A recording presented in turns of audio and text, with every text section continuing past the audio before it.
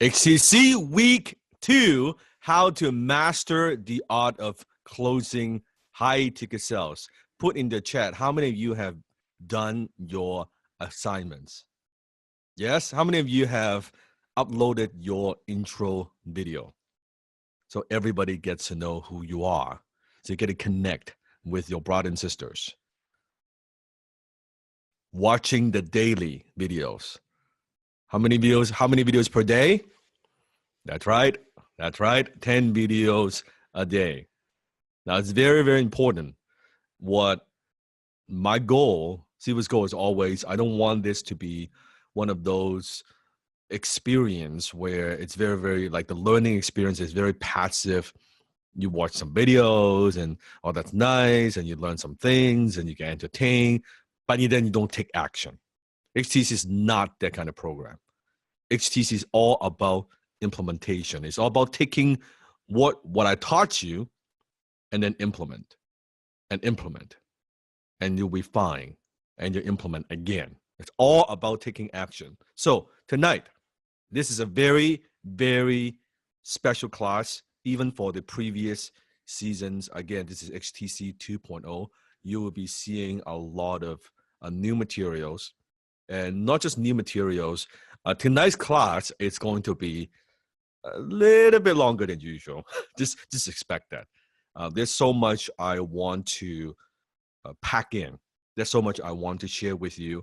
And as I'm adding different things, I also talk about some things, but as I'm adding different slides, and I thought, oh yeah, I want to teach that too. What about this part? What about that part? And I think you'll see that tonight's class, as Desmond said, it's one of those turning points that I am going to go very much in depth, the hidden psychology of high ticket sales. For some, you'll be very uncomfortable. For some, what I'm going to teach you tonight might shock you. For some, you will be so thrilled to learn about this new world of high ticket sales. So if you're ready, put in the chat in Discord and say, I am ready. Go for it. Very good. Very good. So, quick reminder. What are the 3 rules of HTC? Put in the chat. What are the 3 rules of HTC? Let's see if you remember. Give you a little test here. Let's see. What's the first one?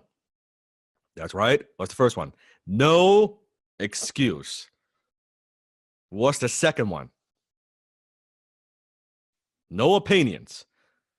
And third one, no victims. No victims. As high ticket closers, we're not BM. We don't BMW. We could drive BMW, but we don't bitch, moan, and whine. We're not bitchers, moaners, and whiners. We are high ticket closers. With me? Can we agree on that? Okay. No bitching. Right? If certain things that didn't work, and I know that there was maybe a little bit of issue with a technical issue, a login, and a few things, I think, from the last few days, be patient. Don't bitch. Don't bitch to support. That's one of the things I look for, by the way. How many of you, after you graduate, you join my team? You want to be closing for our organization? Put in the chat. If that's the case, I'll tell you how we vet people. I don't listen to what you say, I watch what you do. And one of the themes that we teach within HTC is how you do anything is how you do everything. Repeat after me. How you do anything is how you do everything. One more time. How you do anything is how you do everything. So look. Are you full of opinions? Do you make excuses? Do you like to complain? Are you rude to support? When we start on Discord, we will look and say, you want to join my team? I'll just have my team take a look. Okay, so how many hours role play have you done? Oh no, Sifu, I'm very dedicated. I really want to learn. I'm very serious. I want to be part of a team. I look at how many hours you've logged on Discord. How many role plays have you done? Then I talk to my support and say, how about this person? What was his or her attitude like? Because sometimes people are very polite to us, not very polite to support. Probably not a team player then. I look at people, not how you treat big people, how you treat little people. That tells me everything I need to know. Skill set, everything I could give you. That's not a problem. But attitude comes first. So there, I give you a little bit insight. You ever want to join my team? Those are things I look for. If I can see, bitching, complaining everywhere, you're not joining my team. You can work without influencers, but you're not joining my team. Does that make sense? It's a business owner, by the way. How many of you are a business owner? Put in the chat. You run your own business. Your people working within your company. Always remember, how they do anything is how they do everything. Don't just listen to what they say. Watch what they do. Now, as you go through this journey, one thing that will happen is this, that as you develop your skills, as you get better, one of these things would happen, that you will have a tendency that want to help everybody around you. How many have done that before? That in your life right now, even up to this point, that you've always wanted to help people, and you bend over backwards to help people. And instead of helping people, it becomes very draining for you. It becomes very exhausting for you. How many of you have had that experience? Put in the chat. You know what I'm talking about. Let me tell you something. You know when the Coast Guard goes out in a stormy night to rescue a boat that has capsized, they bring their helicopter and they hover over top of the boat. And then they realize that there's more people in the water than there's space in the helicopter. Now, for previous graduates, don't say anything. In fact, during this whole class, all my previous seasons, all my graduates, don't say anything, because I have a lot of questions. You know what I mean? Don't give anything out, because that ruins the experience. If even you know the answer, I know you want to look smart, don't do that, because it ruins the experience for the new season. So all these answers, don't give them out. Can you do that? Can you do that for Sifu? Yes? Okay, appreciate it. So who do they save? You know what the motto is? Because all these people, they know they cannot save everybody, because there's only so much space in the helicopter, and there's more people in the water than there's space in the helicopter. So what's the motto? The motto is very simple. They only save the one who swims towards us. We only save the people who swim toward us. I only save the people who swim toward me. I help people help themselves. You will go nuts trying to help people that do not want your help, but claim that they do. How many of you know what I'm talking about? They claim they want your help, but they do not want your help. And sometimes those people are the closest to you. They're your family. They're your friends. And they say they want your help. And you know what? The moment you try to help somebody and they push you back, and they push you back, and they push you back, and they're in the water,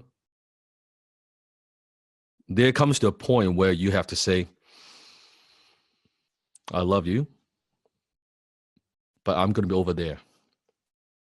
And hopefully you'll swim toward me at some point, but I'm going to be over there. And if you don't swim toward me, I'm sorry, the helicopter is leaving. See, the quickest way for you to drown is to help someone who's pushing you away. They're swimming away from you. That's how drowned people pull you under. Does that make sense? And you try to help those people when there's all these people that are actually wanting to swim toward you, and they are the ones swimming toward you, and yet all your focus, you're focusing on the people who push you away because you want to fix what is broken. And there's a big difference between a leader versus a savior. I'm not a savior, I'm a leader. How many of you ever try to be a savior? Try to save people who don't want you to save them, who don't want your help, who are drowning, who push you back and push you back. And out of the good intent, the goodness of your heart, you're like, I want to help you. Listen to me. Don't do this stupid shit. Come on. Come here. You're drowning. You are dying. Come over. Swim toward here. Let's get out of here. Let's get on the helicopter, man. They say, no. I'll just be here. I'll be right here. The best advice I could give you, and that is stop trying to save the world. Save yourself first. Don't try to save the world. Save yourself first. You see this in airline. When there's an emergency, when on a plane, what do they tell you? Put in the chat, what do they tell you? That's right. You put on the oxygen mask on for yourself first. Before anything else. See, one of the things you have to understand, write this down. You cannot help, you cannot save, you cannot give coming from a place of lack. You cannot give coming from a place of scarcity. You could only give coming from a place of abundance. You could only give coming from a place of abundance. Now, I want you to think about that. So when in the meantime, when you're trying to save the world, you're fucking drowning. They're pulling you under. You are dying. How does that help anybody? How does that do anybody any good? It doesn't.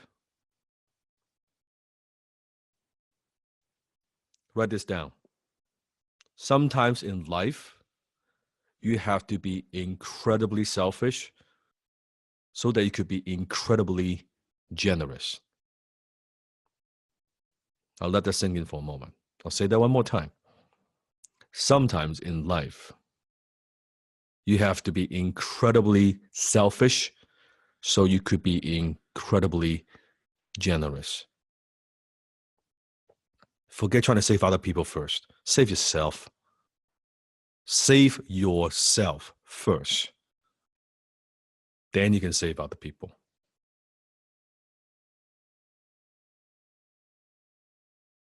Do you understand? Are you getting this? Good. Good. Let that sink in. Let that sink in a bit. It's one of those matrix moments. So you're going to be a savior or you're going to be a leader? Put in the chat. Who are you going to be? A savior or leader? And there are 3 laws of prosperity you must understand. There are 3 laws. Now, one of these laws could easily save you months or even years of hard work if you have not been living and working consistent with these laws up to now. Now, these laws, the laws of prosperity, these laws are very similar to laws of physics, laws of gravity. See, with law of gravity, it doesn't matter if you understand it or not. It doesn't even matter if you believe it or not. If you jump off a building, the law of gravity would have an effect. It's always in play. It doesn't matter if you believe, the law of gravity doesn't exist. Jump off a building, you'll find out very quickly. When you drop something, boom, law of gravity.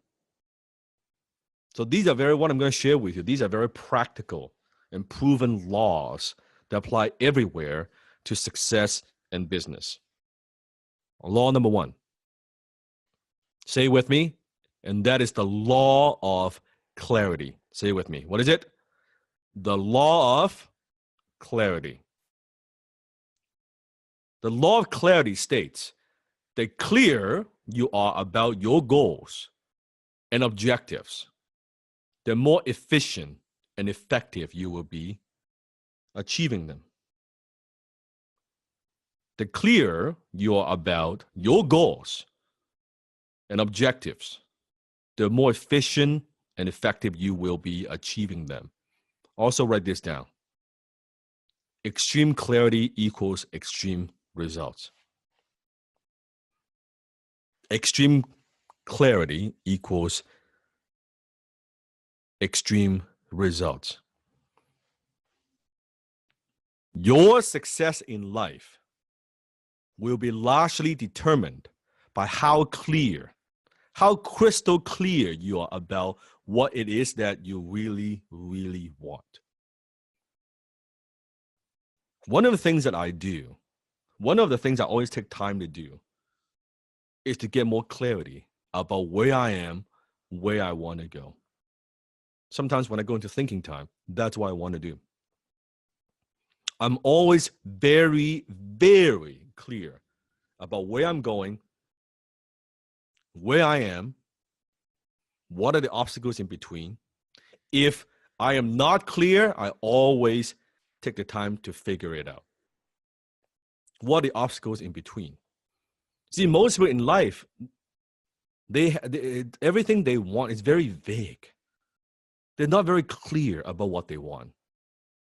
And yet I spend a lot of time getting more clear. What is my vision? Who do I have to be? What are some of the things I need to learn? What are some of the skill sets I need to upgrade? That's the law, the power of clarity. Because I strongly believe most people in life, they don't get what they want because they don't know what the fuck they want. They don't know what they want. Oh, I want to have more money. How much? What kind of money? Because not all money is all created equal. How do you want to make that money? In what way? How soon? What service? What product? What value are you going to bring to the marketplace in exchange of that money? No fucking clue. That's why you're broke. Because you have no fucking clue. Does that make sense? That's the problem. And now taking the time to look at some of your vision boards. I'm going to give you some coaching, some tough love. Oh, Sifu, I remember, when I first got started. So I just want to pre-frame for everyone because I was big on the whole vision board, right? When I first got started, and then I had no idea really what a proper vision board was supposed to look like. So now that when I see these ones and I see the assignments, I pat the students, the season for getting their assignments in. But I think you guys need to pay attention here because this is going to be a big aha moment. This, for me personally, once this made sense, I was able to get laser focus. So your vision board. So if I pick yours, like don't cry, is to give you some coaching. This is some tough love coming from a place of care because I want you to get this. And that's why most people do all the vision board wrong. Actually, most people out there teach the vision board all wrong, right? They talk about, oh, here's how I set a vision board. No, they don't give you a very the kind of the guidelines, the proper way of using the vision board.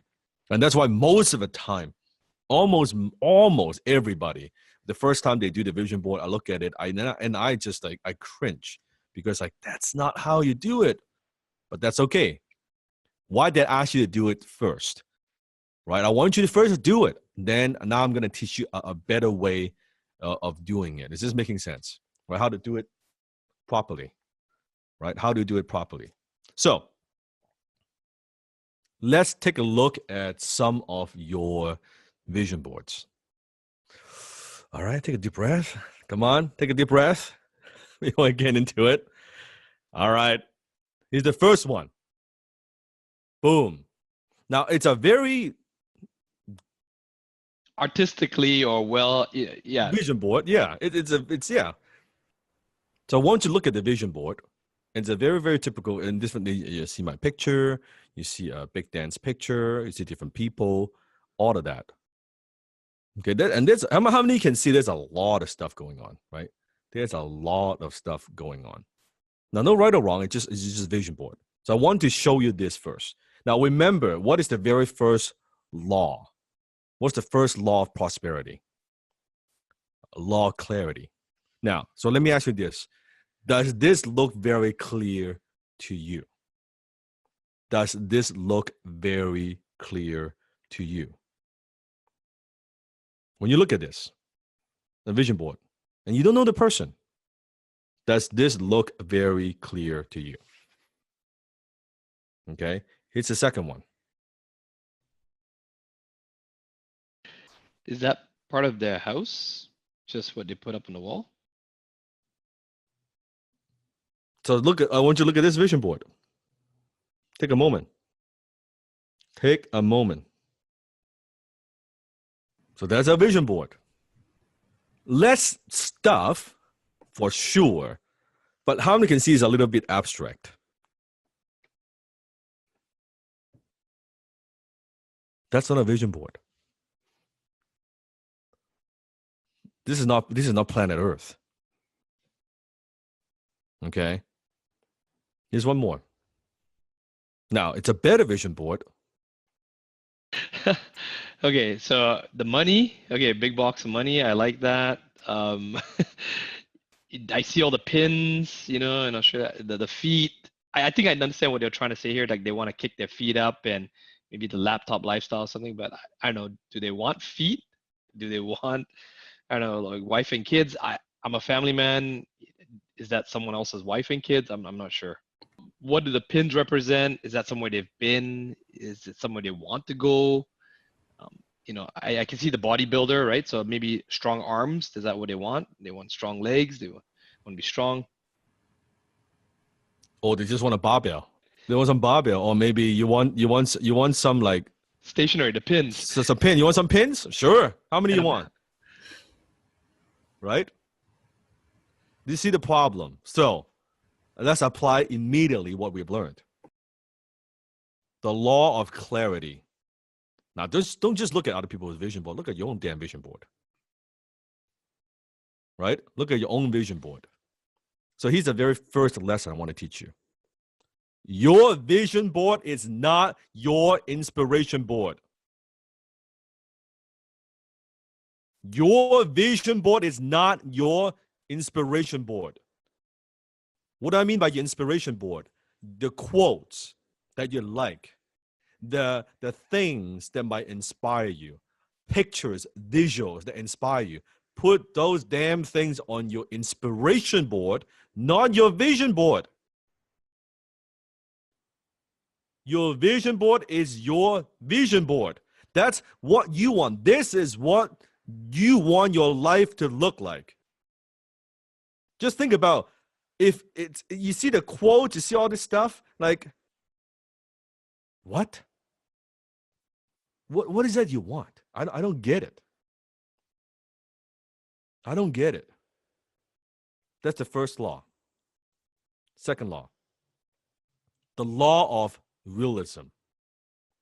You see, high-tech closers deal with the world as it is, not as they wish it would be. High-ticket closers deal with the world as it is, not as they wish it would be.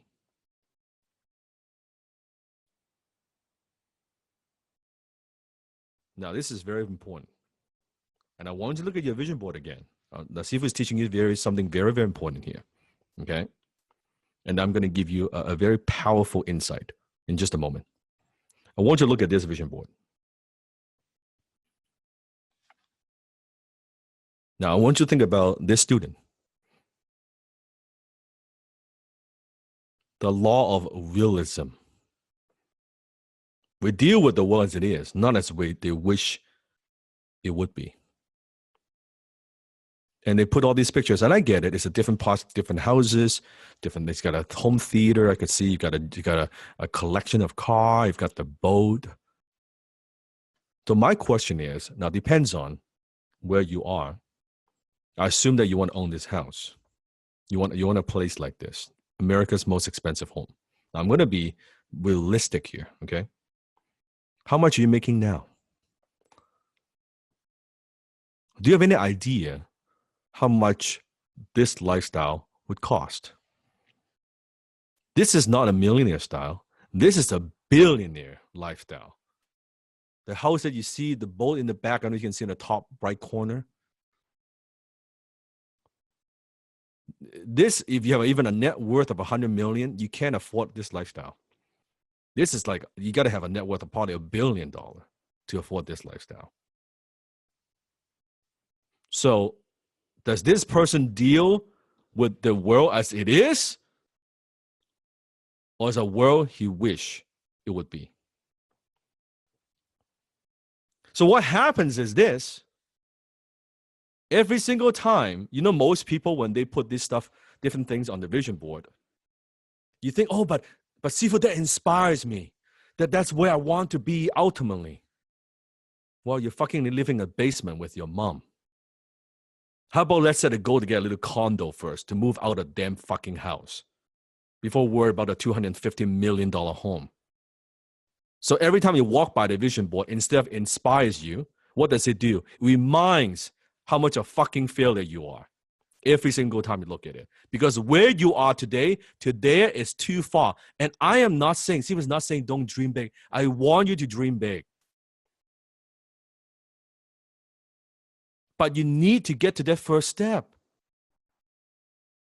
You get to that first step first. And you know it, and I know it, if you and I are honest with each other. Do you really feel good looking at that every day? Reminds me how far you are from that. That it's almost impossible for you to get to where you are to that. And how does that build your self-confidence as a closer? How does that help you in any shape, way, or form?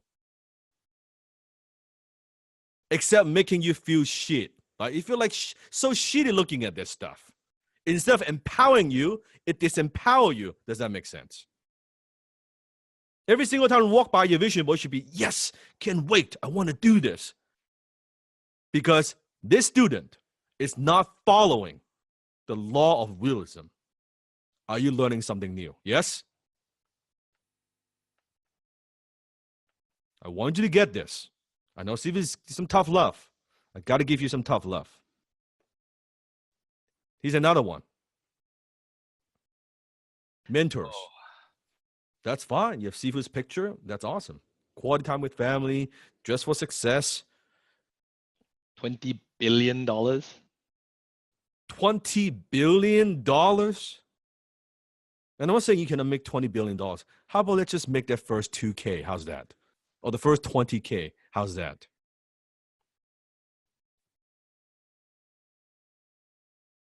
People put things on their vision board. They have no fucking clue how much it costs. Actually, Sifu, I'm confused here. If someone wants $20 billion, what is it about a 2018 white two-wheel single cab manual pickup truck? I don't know. I'm confused. It doesn't seem like a billionaire would be driving a pickup truck. That's why I said you have no fucking clue. It's totally incongruent. You have no idea. You put that house. Do you know how much the house costs? Remember what Sifu talks about in FU Money? Everything I want, I'm very clear. How much would it cost? What would it take to get that? versus you put a house. Oh, that looks like a nice house. Do you know how much that house cost? Do you know how much it costs to maintain that house? Do you know who you need to have just to take care of the house? No. Then you're fucking daydreaming.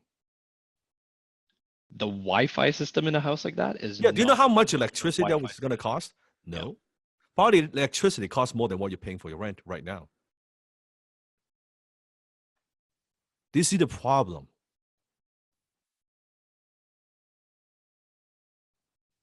Your ability and your willingness to be completely realistic in your life and work are among the most important qualities of successful closers. High-tech closers, we deal with the world as it is, not as we wish to be. When we go into a closing call, we don't believe the whole bullshit positive thinking. Oh yeah, when I get on a closing call, it's going to be so easy that the prospect is going to love me. He's going to like wanting to buy. It's going to be a walk in the park. And I'm just going to hand the agreement over probably 15, 20 minutes. Yep. He's going to sign the deal. I'm going to make my commission. You're in a fucking fantasy land. Instead, here's what Sifu believes. Sifu doesn't, I don't quite believe in the whole positive thinking, the power of positive thinking. That's not, I'm not a big fan of that. Here's what I believe in. I believe in the power of negative preparation. Write this down. I believe in the power of negative preparation. I go in any closing scenario, any closing call, knowing, expecting the prospect, he's going to be skeptical. He's not going to trust me. He probably doesn't want to buy this. He probably has a lot of objections. And I want to go in knowing every single fucking objection he could possibly have. And I would have prepared myself, equipped myself, mentally prepare. Going in, I don't care what objection you throw at me. I know exactly what I need to say. That's the power of negative preparation. You don't go in being so naive and say nothing would go wrong. I'm going and say everything would go fucking wrong. It would go bad. And I'm well prepared. Doesn't matter what you throw at me, I've got it covered. Now, when you go in, not just like have these stupid optimism, I go in, I have real confidence because you know what? I'm well prepared. There's no objection. There's no question. There's nothing you could say that would stop me. Nothing. Can you see the power of that? The power of negative preparation. It's a very different philosophy. It's a very, very different philosophy. Never trust to luck or hope that something unexpected will turn up to solve a problem or save a situation. Nope. That is not what I'm thinking. What I do know is we are in charge. We are in charge. If you read a few money, you know I don't believe buying lottery. I don't buy lottery. Why don't I buy lottery? Because I don't trust the luck or hope that something unexpected will turn up. At first, when I look at other people and look at the lottery, I'm like, okay. Now you might think, oh, Sifu, you know, my friend does it. My family does it. It's only a few dollars. It's not about the few dollars. Do you understand? How you do anything is how you do everything. When you spend that $2, $3, $5 to buy that lottery ticket, it's not about the $5.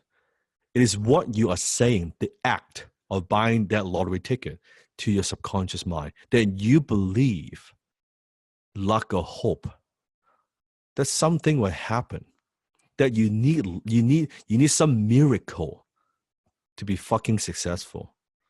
And when that is your expectation, listen to me, guess what? You are subconsciously self-sabotaging yourself. You will never be successful. That's why you are hoping even one in a 1 million, 1 in 10 million chance. If there's a chance I could win, I would buy the ticket, and all my problem would go away. It's the act of buying the lottery. What are you saying to yourself versus I don't buy? The act of not buying, what am I saying to myself? I don't need this shit. I don't need luck. I don't need lottery. You know, even when I had no money, I never, ever, ever believe in that. And now, you know what? As I look at that number, when I walk in the mall, what if the lottery ticket, 10, 20 million, some jackpot thing? You know what's going through my mind? Do you know what's going through my mind? It's not a lot of money. I can make that myself. Okay. It's 20 million, 50 million, it's 100 million. Okay. I can make that. What's the big deal? Do you see the difference? That's a very, very different outlook in life. So you want to deal with your world as it is, not as you wish to be. Number 3, the law of focus. The law of what? The law of focus. What you focus on expands. What you focus on expands. Now, have you ever noticed this? That maybe you weren't thinking about it, but now you're thinking about it. You're thinking about getting a certain brand of car. Whatever brand, you weren't thinking about it, but now you're like, I'm looking into buying a whatever car. Whatever it is. Could be Mercedes, could be BMW, could be whatever it is, right? Tesla, Porsche, right? Audi. And you weren't thinking about it, but now suddenly when you're thinking about it, you suddenly notice. Have you ever had this experience? Oh, they're like Porsches everywhere. They're Audis everywhere. Like now you're paying attention. Suddenly now you're much more aware, right? Why? Because what you focus on expands. So my question to you is, did suddenly when you want to buy an Audi, that suddenly there are a lot more Audis on the street, or they are always there, but you weren't focusing on it, and that's why you don't see it? Which one? That's right. They're always there. But you weren't paying attention because that's not your focus. See, human beings, our minds are very powerful. Our minds know that we cannot handle so much information coming every day. So what your mind automatically does, your brain automatically filters out stuff for you. So when your mind is saying, hey, that's not very important, well, then let's not use any mental bandwidth and energy to even think about it. So you don't see those cars. But suddenly, when, hey, you know, I kind of want to get one of those, or that brand. Oh, okay. Now that suddenly is relevant to you, has some meaning for you. Now your mind expands. Now suddenly you can see, oh, it's everywhere. Oh, my neighbor has one. Oh, I'm driving down the street. Here's another one. Holy shit, this is everywhere. What is going on? Because what you focus on expands. When you understand the law of focus, if you focus on lack, if you focus on scarcity, you focus on paying bills, you focus on not enough money, guess what you're going to get? More of it. If you spend a majority of your time worrying about money, focusing on not enough, guess what you'll get more of? Exactly that. If you focus your time on your debt, guess what you're going to get more out of? More debt. You'll spend time worried about, oh, man, when am I going to pay off that debt? Oh, man, I don't know, man, next month. Whew, this is like so stressful. Guess what? More debt. More debt. Because what you focus on expense. So here's one of them. Another, now it's not bad. You've got the watch, you've got the family, you've got Sifu's picture, which I'm honored. But I have one problem with this vision board. If law number 3 is focus, How many cars do you see on that vision board? 4. And then those cars too, each of those cars you're looking at 6 figures for each one of them. They're all custom built. I know my cars really well, import cars and, modifying them. There's a lot there. Again, Mhm. another one here, right? Sifu, like just, I don't even know what to look at first. What is going on? What the fuck is going on here? Right? You see some of the mind, body, spirit. That's the inspiration board, right? You see the little beach holiday. That's good. You see the uh, There's one that definitely caught my eye, and I can tell you this is definitely not the thing, what not to do. And that's on the bottom right with the, can you see it? Can you see it? That's right. So every time I look at the vision board, what do I see? Debt. Debt, yeah. Debt. What you focus on expands. Like I know what focus on expense. I know what this person was trying to do. They're trying to say like I want to pay my debt, be debt free. Your brain, how does mind subconscious mind does not know the difference in the negative to the positive. You only have to put the positive, what you want, not what you don't want. So don't need to put the debt. Put how much you want to make. How much you want to have in the bank. Cash. Cash.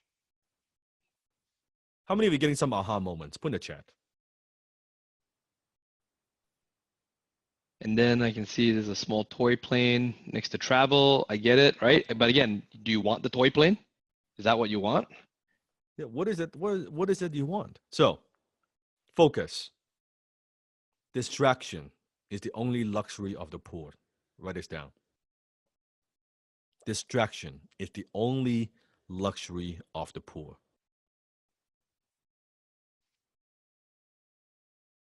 Broke people dabble. Rich people focus. You notice people dabble? The dabblers. How many know some dabblers in your life? They try a little bit of this, a little bit of that. You meet them this month, they're trying this, whatever the fuck they've got going on. And then next month, oh, they're dabbling on something else. 3 months later, they're dabbling on something else. And then they're dabbling on something else. And you look at them and holy shit, man, in 2, 3, 5 years, you haven't made any progress at all. You're in the same fucking place or even worse. Rich people focus because we know what we focus on expense. And that's why I say distraction. When I say that, I know that when I say that on social media, even, I mean, it offends a lot of people. When I say distraction is the only luxury of the poor. Oh, what do you mean? Oh, you're putting down, poor people. Well, I'm not putting down poor people because I was broke. Sifu was broke, but Sifu's never been poor. Broke is temporary. Broke meaning I just have some cash flow problems. Poor, on the other hand, being poor is a state of mind. It's a mindset. Even when I had no money, even when I was $150,000 in debt, I was never poor.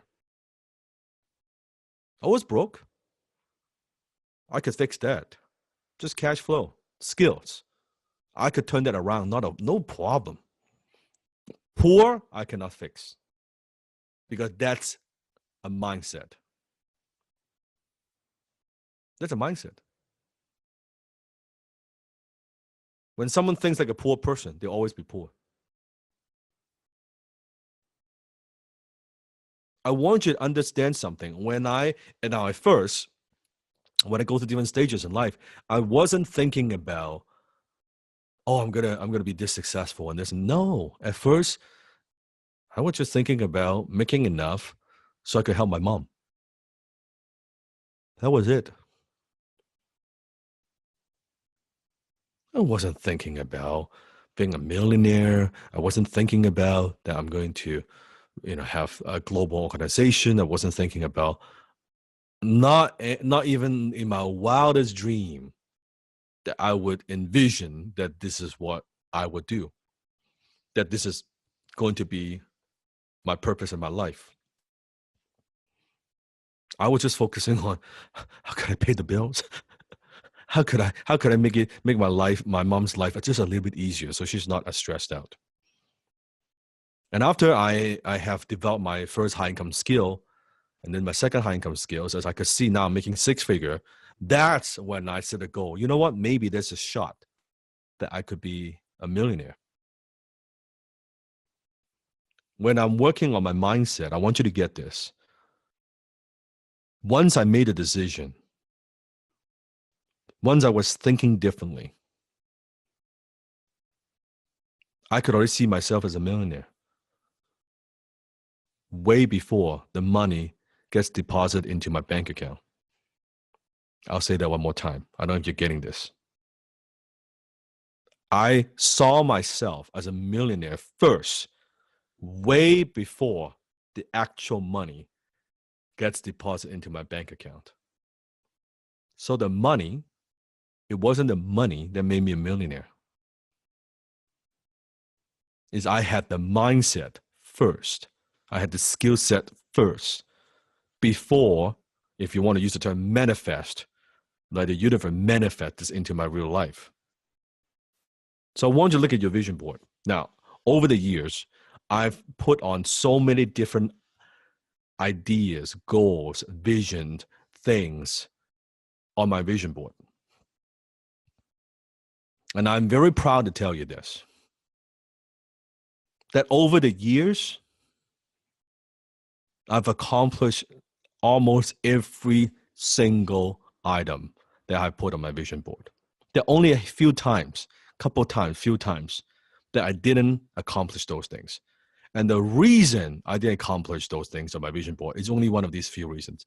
Either I don't want it anymore, that it was my vision, but now I kind of lost interest. I didn't want it anymore, so I took it out of the vision board.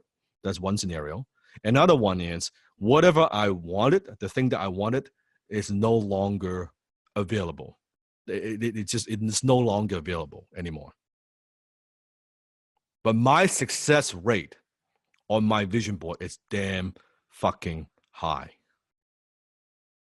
Very, very high. And there's no accident. This is a specific way that I utilize my vision board. Now I'll share with you the 3 laws of prosperity, what not to do. Would you want Sifu to share with you what I do, how I use my vision board, right? What's my secret? Okay. I want you to imagine this. Now, if you have your vision board in front of you, I want you to kind of look at this, okay? Now, first of all, before I even go into this, you look at your vision board, the 3 laws, right? The 3 laws right there. How many, be honest, you can see some problem with the vision board. You're going to make some change. How many going to make some changes after tonight's class? Right? Good. Right? Separate the 2. Have your inspiration board, fine. Quotes, pictures, things that inspire you. On your vision board, you only put what you want. So I want you to imagine this. Imagine there's like a genie, Aladdin's, the magic lamp. You're walking along, you find this magic lamp, and you rub it and comes out a genie. Out comes a genie. And let's call that the XTC genie. Okay, there's this XTC genie. And the genie is asking you, well, I can make whatever goals that you want, all your wishes come true.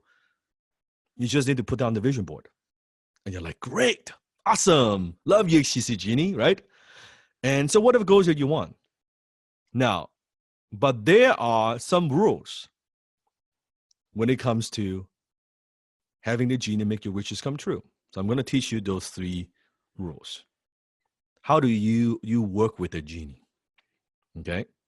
Number 1, the genie is very, very busy because the genie also helps other people. The genie goes around and helps anyone who have dreams and goals and make their wishes come true. So the genie is very busy, number 1. So the genie doesn't have a lot of time to hear your explanation. What that means is this: if the genie looks at your vision board, any one of the items, and the genie is confused, the genie would be like, I'm out of here. So pictures that you saw, I want you to look at your vision board. if you have to explain to Genie what that fucking thing is, the Genie's like, I'm too busy. I don't get this. I don't get it. Like you want, like, imagine I'm looking at your inspiration board. So what do you want? You want a quote? Is that what you want? You want a quote? You want a dumbbell? You want a logo? You want a pen? Huh? Well, no, that's not me. What I want is, no, I know. I don't hear your explanation. Then second thing is, the Genie is not very smart. The Genie takes things literally. So you remember the picture with the laptop, the feet? The Genie looks at that, okay, you want some feet? I'll give you some feet. You want 2 feet? Here we go. Boom. The Genie's dumb. Okay? The Genie's busy. The Genie looks at, oh, you want some debt? Okay, sure, I'll give you some debt. Boom. I'm busy. I'm not very smart, right? Oh, you want more debt? Go for it. Boom. Some more debt. You're now $10,000 in debt. Goodbye. Do you see the problem? You put it in some yoga pose. Oh, so you want some yoga pose? Here we go. Boom. Here you go.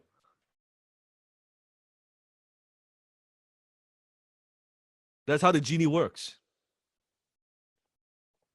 How many of you are confusing the fuck out of your Genie right now?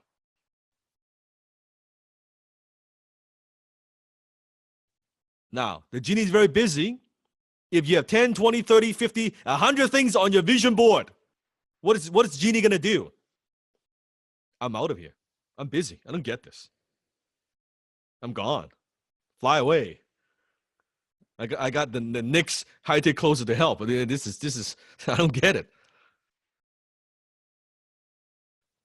So when you have so many damn things on your vision board, it's confusing as fuck. And the Genie's like, I don't get it. Here's the last one. This is the most powerful one. The Genie loves to win. The Genie loves to make wishes come true. But only for those who always make their wishes come true. I'll say that one more time. The Genie loves to make wishes come true for those who always make their wishes come true. The Genie wants to do his job. The Genie loves his job. But he can't do his job if he's fucking confused. He can't do his job when he doesn't get what you want.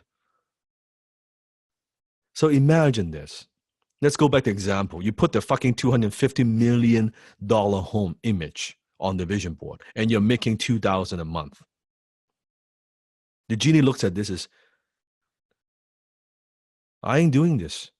I ain't making your goals come true. Then I feel like a failure. And every single time the Genie comes by, I look at the vision board. None of this shit comes true. How if you are the Genie, how would you feel? Do you want to go back and look at the vision board? Every single time I look at the vision board, the Genie feels like I'm a failure. I'm not doing my job. I'm not making your dream come true.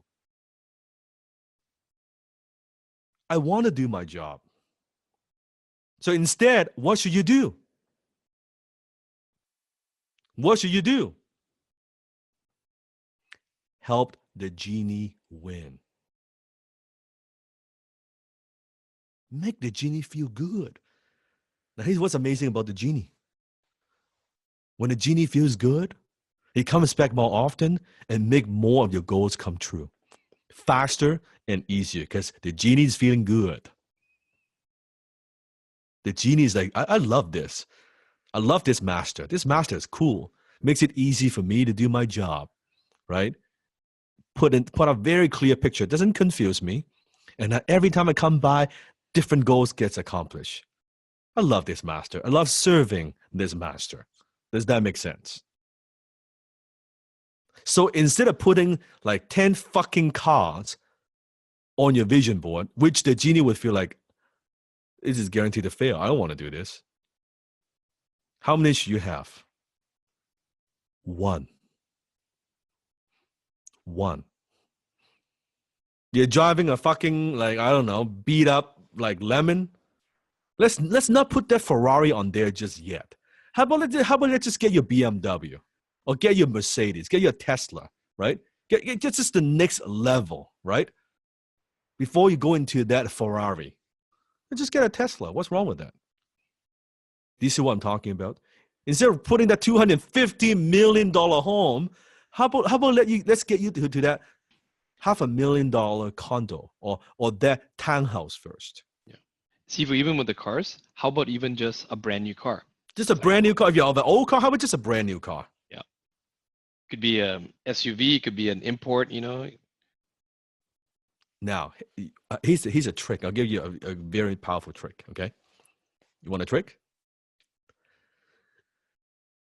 Now, the genie loves to make wishes come true for those always make their wishes come true. Now, the genie, listen to me, doesn't judge. It doesn't judge. Oh, this is such a small goal. That doesn't count. No, the genie has no emotion attached to your goal. No attachment. So what it means is when you set small goals, you put that on your vision board. It doesn't have to be this big fucking massive thing. It could be a small thing. So instead of I am going to, go to, let's say, Europe and live in this fancy hotel for a 3-week trip. You could say, you know what? My first thing is I'm going to go on a shorter trip. Maybe it's even a drive with my family. Maybe it's not like a super fancy hotel, but I'm going to stay in a decent hotel, like a 4-star hotel for 2 days. The genie is like, okay, boom, done.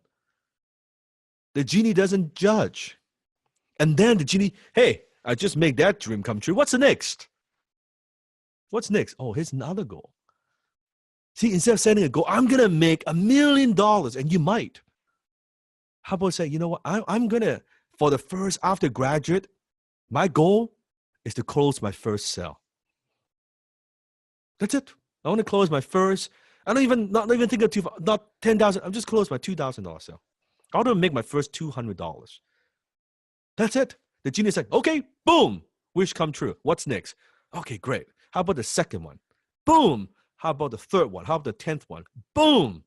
Okay, now I'm going to bump it up to 500. Boom. Okay, then I'm going to make 1,000, 2,000. Boom. All that gets accomplished. Okay, now I want to quit my job. Boom, no problem.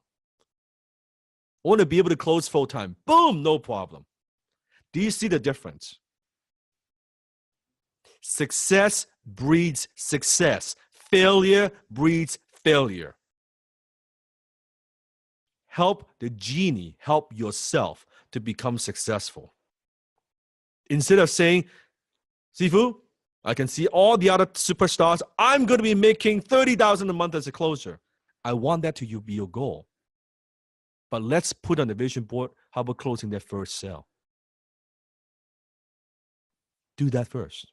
Get to that first initial step. Or find the influencer, which I'm going to teach you week 6. Do you see the difference?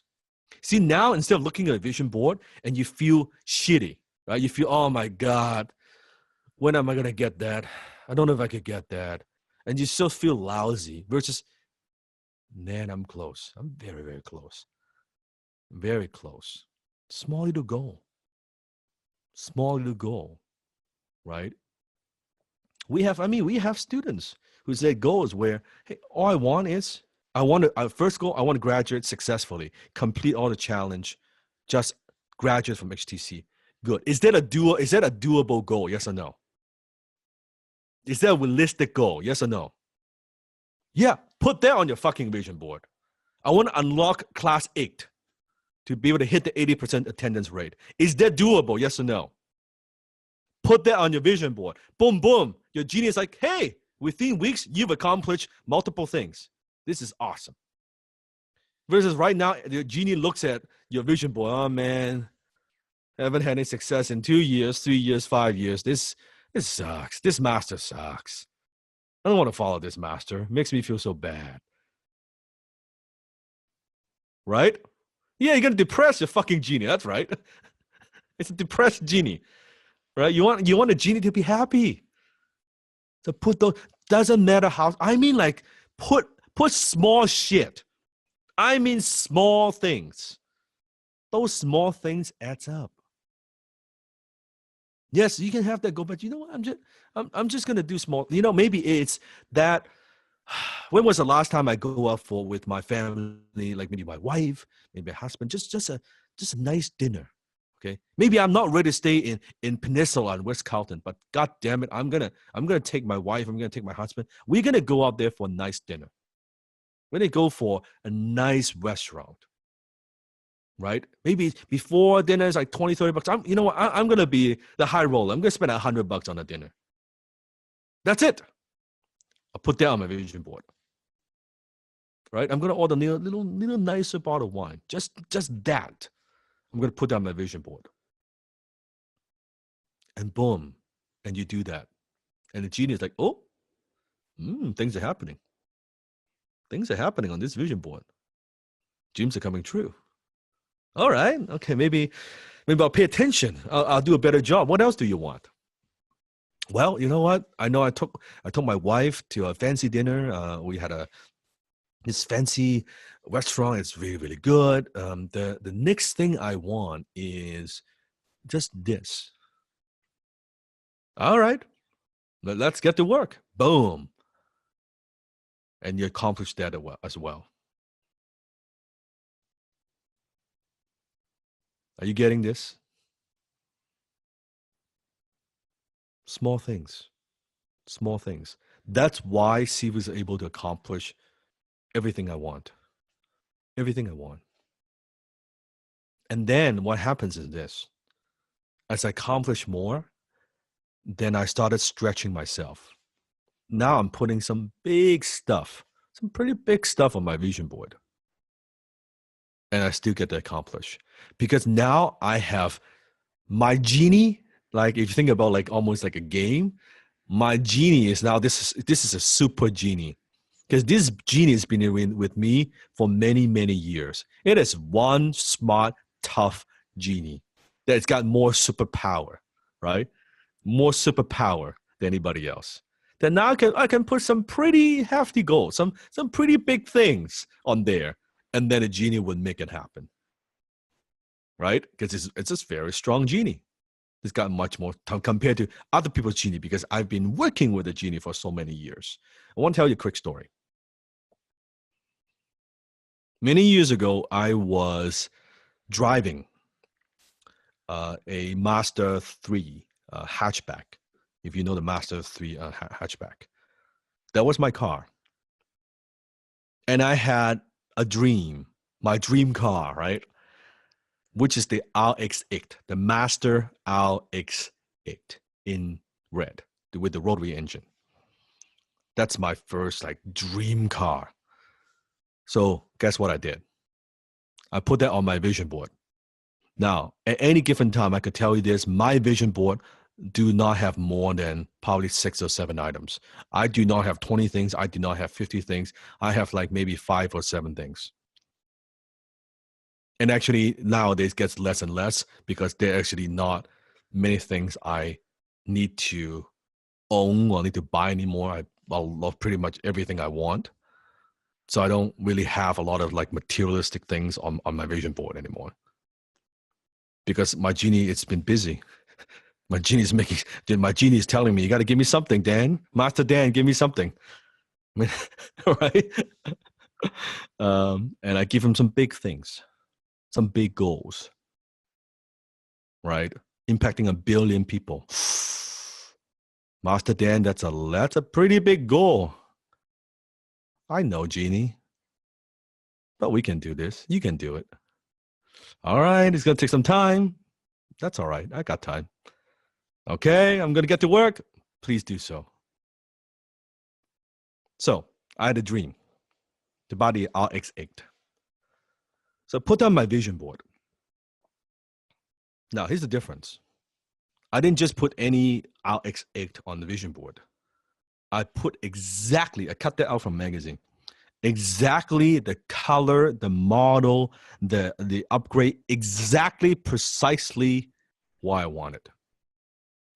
I put that on vision board so that the genie is very clear. Remember, the genie is not very smart, needs no explanation, takes things literally. Yep, this is exactly what I want. The genie is like, okay, I got it.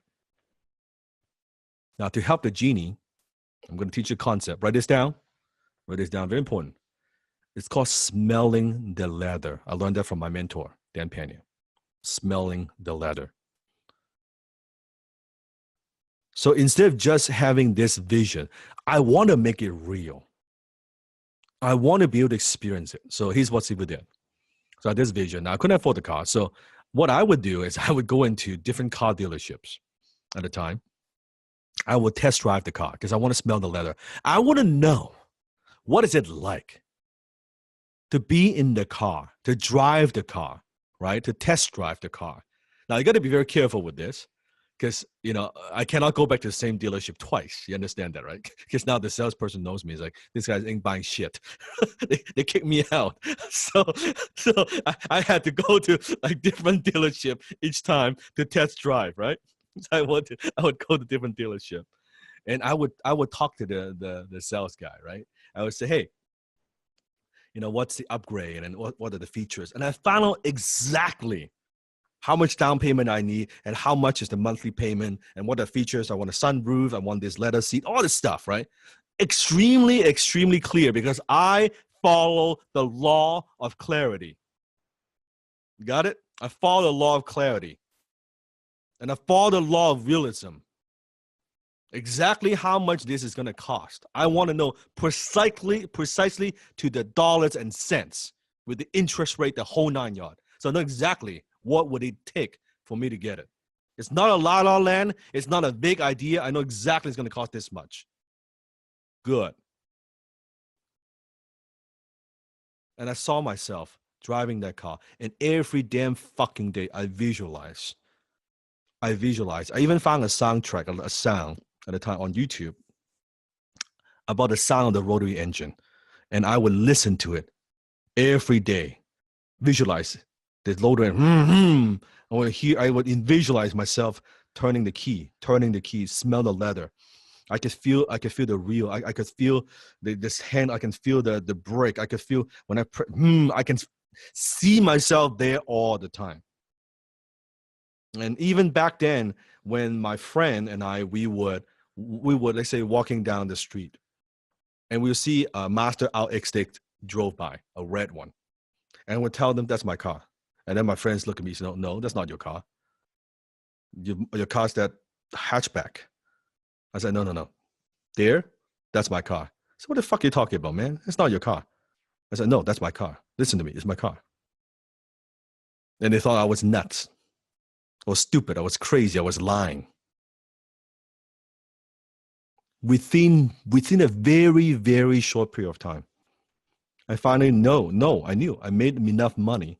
Now I know I could afford the car. I know exactly what it would take to afford the car. I go to the dealership, and I went to this dealership on Kingsway in Burnaby, Mazda dealership. I walked in there, and I said, I want that car. The salesman walks up to me and say, oh, okay, great. Would you like a test drive? I said, no. Sir, you don't need to test drive the car? No. All right. Let me explain to you, like, all the features and options and upgrades that's like what are the things you want. I said, no, here's exactly what I want. Explain everything. Just give me that. So you don't need me to explain all the features? No. All right. And we got the deal done. And afterwards, the closer, the sales guy, told me he's never saw a car this fast in his entire life. Ever. Like, it's like no brainer. Because I knew exactly what I wanted and exactly everything in my mind. And then he was actually trying to trick me about like different prices. No, that's not the price. This is the price. So, all right. Because I already done all that. When I took the key, when I drove the car out of that dealership, take a guess. How did Sifu feel? Was I excited? No. I can tell you there was no excitement. I wasn't like, jumping up and down and say, oh, finally, I reached my dream. I'm so happy. Nope. I felt as I'm just driving, just like when you go to a parking lot right now, you park the car, you went to the mall and go shopping. and you come back and you pick up your car, do you feel anything? No. That's how I felt. Because I've driven that car in my mind hundreds and hundreds of times. It's mine. It's like a deja vu. It's like I'm just taking the hot car home. What's the deal? What's so special about it? It's just my car. I saw that a year ago. That's how you accomplish the goals on your vision board. Not such a distant. Look at your goal right now and you be honest. How comfortable are you about those goals? How realistic do you think you have what it takes to accomplish those goals? What can you do to smell the leather? If you want to buy a house, go to open houses. Take your family, go to open houses. See it, because most people are not successful because they're not comfortable with success. I wasn't comfortable driving a hatchback. I wasn't comfortable driving a sports car. But I want to get comfortable.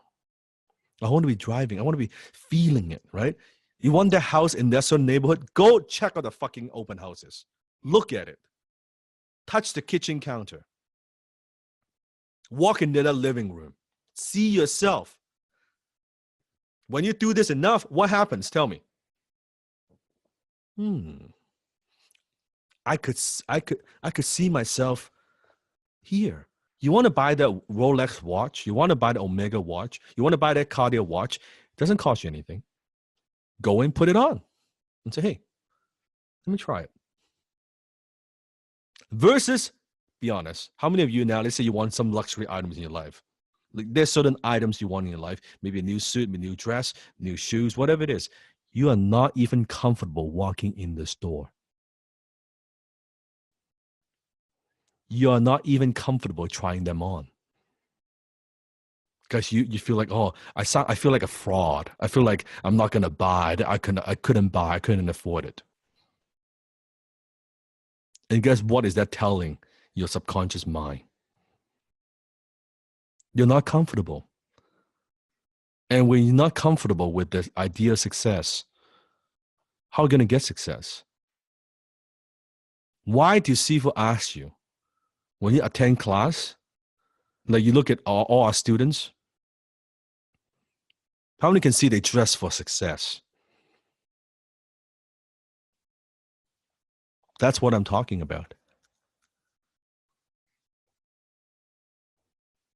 So what are some of the things that you can do to smell the leather? Something small. I'm not saying, now, is Sifu asking you to go out there and get an expensive watch? That's not what I'm saying. What I'm saying is, what could you do to get comfortable with success? So, Sifu, can I ask a question? Go for it. Is it, because I think a lot of people don't get this, right? Like there's that fine line of putting something that motivates you, but then also putting something that is achievable so that you can get that win so you can attract the genie back to you. Is that correct? That's right.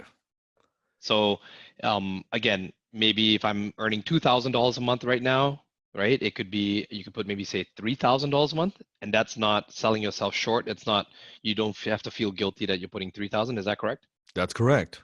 Or you could say, hey, let me just get one close. Then when you get one close, okay, how about I get 3 closes, and after 3 closes, maybe 5 closes, and then maybe, 7 closes, and then 10 closes, right? Mm-hmm. And here's the great thing about a genie. The genie doesn't need to sleep.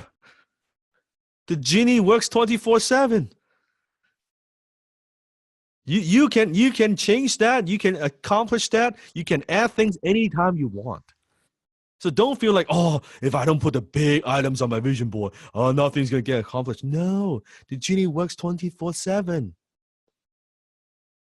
The genie works for you. The genie wants to work for you. The genie is happy to make your wishes come true. That's the genie's purpose. That's what the genie lives for. But only if you know the rules. Just like Desmond, like when he was even when struggling financially, he would check out he likes Mont Blanc, right? The pen. Actually tell the story. So when I was almost on the verge of bankruptcy, right? I did have one Mont Blanc pen that I kept. That was the one thing I did not sell or give up. was one of my original ones, and I remember that I always would get them back. So, I go down to the Mont Blanc store. I walk in there because it's free of charge.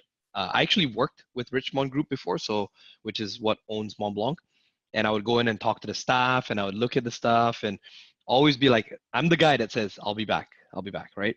And then, as of course, with being with Sifu, when the success started coming in, of course, I check with him first, if I'm making enough money, not just burning all my money. Then, of course, if I achieve a goal, then I reward myself, right? So close a big deal, okay, it's okay. Now go buy the Mont Blanc pen, right? Get another $500 Mont Blanc pen. Like how many $500 pens do you need, right? But I have three of them, and they all symbolize a level of success. They all symbolize another step, another achievement. It just starts with one little thing, and everyone is different, right? Maybe you like the pen, maybe you like the watch, maybe those things not important for you. What you want is you want that trip, you want that vacation, or you want to stay in a nicer hotel, or as little as where you are always, let's say flying coach, and you say, you know what, this trip I'm going to spend a couple $100 more. I'm going to upgrade to business class. Just that, or when you're yeah, when the economy comfort. You don't even have to go business class. Even if you can just get, or don't be one of those people where you don't even go for the priority seating, right? And you're one of those that books the flight that has 3 stopovers that's just right. in the red eye, just so you can save what, $100. That's right. So what again? It's not about saving the money. Keep in mind, how to do anything is how to do everything. Every action that you take has a reaction. Everything that you do, you're telling your subconscious mind something. When you're doing the red eye, when you're doing all this stuff, when you're trying to save $100, what are you telling your mind? What are you telling your subconscious mind? That I don't value my time. That I'm not that important. Or that I cannot afford it. Or I could never afford it. Or I'm not worth it. It's not that $100. It's what you're saying to your subconscious mind.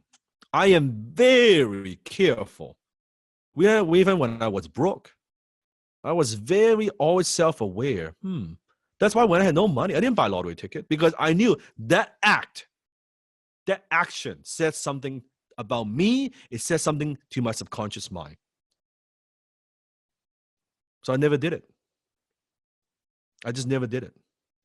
Even when I had no money, I never, ever, ever, ever worried about, oh, what's the price of gas. I never talk about it. I never think about it. First of all, I can't change it. There's nothing I can do. So why even spend 1 second of my bandwidth thinking, oh, it's gas price going up by a few cents, whatever it is. Who gives a fuck? I had no money, but that never even entered it even enters my mind, because I don't think about those things, because I know rich people don't think about those things.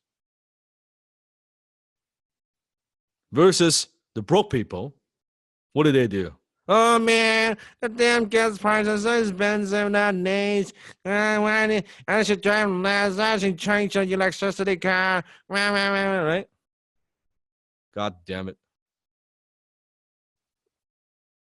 You see what I'm talking about? No. That's not what we do. Now, how many are learning something new? How many are learning something about the vision board? How many are going to make some changes to your vision board? Let's give you a bonus tip. What would you want a bonus tip about vision board? Your genie would look at your vision board, would know how serious you are about your goals and dreams. Depends on how well your vision board is put together. If you are half-assing, using lousy pictures, then a genie would be like, I guess you're not that serious. Don't look that serious to me. Okay, then I'll go to help the next person first. I'll come back to you. So what picture do you choose? How much thought goes into it? I could tell you, when I put my our egg picture It took me so long. I went through so many magazines to find a precise one. And then when I had the picture, I laminate it. I make it nice. I put it right in the middle. And actually, I frame it. I frame the damn picture. I cut out the magazine. I frame the picture, and boom, I put it right in front of me. Now, I didn't know what I know now today, but I was telling Jeannie, I'm fucking serious about this. I cherish this. I don't need many things, but that's one of the things that I really, really, really want. The genie is like, okay, all right. I guess you're pretty serious. You're damn right I'm serious. I guess you're pretty clear. You're damn right I'm clear. All right. You sure? Yes. And boom, your wish is my command. And then it happens. Do you see the difference versus people half-assing? They just cut some stuff out. They put some pictures. They don't take the time to do it. What it means is they don't take it seriously. And what it's saying is, I don't really believe I'm going to accomplish them. So why bother? Why bother? It's wishy-washy. That's correct. No, I'm like, no, I'm very, very focused. That's what I want. Let's take a quick 2-minute break. See if it's going to get some green tea. I need some green tea. We still have a lot of teaching to do. We haven't even started the class yet, by the way. This is just vision board. We haven't started the class yet. Okay. Now we're going to get into some powerful high ticket sales secrets. So 2-minute, walk around. You want to grab something to drink and then come back right here in 2 minutes.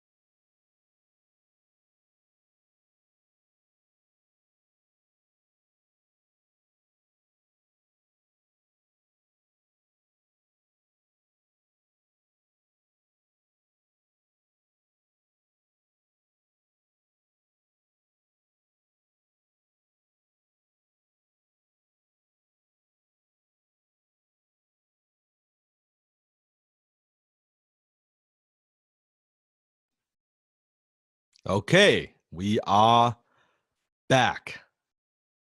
Are you ready? Good. Good. Now, tonight's going to be very intense. So Knowing, remember what he was said in week 1.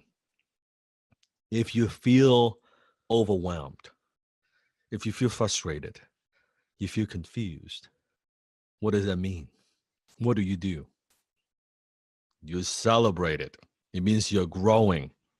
Okay. Today, next week, each class, I promise you, that's how you will feel. You will feel overwhelmed. You will feel frustrated. You will feel confused. Embrace it. Remember, overwhelmed is not a negative emotion. It is a positive emotion. Every single time you feel overwhelmed, it means what? You are growing. Don't shy away from it. Embrace it. Welcome it. That's when you know I'm growing. I'm learning something new. Because you will not be overwhelmed if you notice you just learn the same thing that you already know. Why would you be overwhelmed? It's only when you're learning something that you don't know, only when you're challenging yourself, only when you are breaking free from the matrix. That's when you feel that dizziness, you feel that overwhelmed. Sometimes, by the way, you will actually have a physical reaction. You will have a physical reaction where you actually feel your stomach turn, you have a headache. It's normal. With intense growth, that's what happens. So don't be like, oh, is there something wrong? No, there's nothing wrong. It's perfectly normal. It's perfectly normal. And now at the very end, I'll also explain to you why your body is reacting a certain way. Okay. Here we go. High ticket sales secret number 1. What people actually buy. Write it down. What people actually buy. So let's see if we give you a little bit of that history lesson here, okay? How shopping was invented. Now, I want you to think about back in the day, okay? Back in the day, the ultra wealthy were the only ones who had lots of things, right? They had a lot of things in their lives.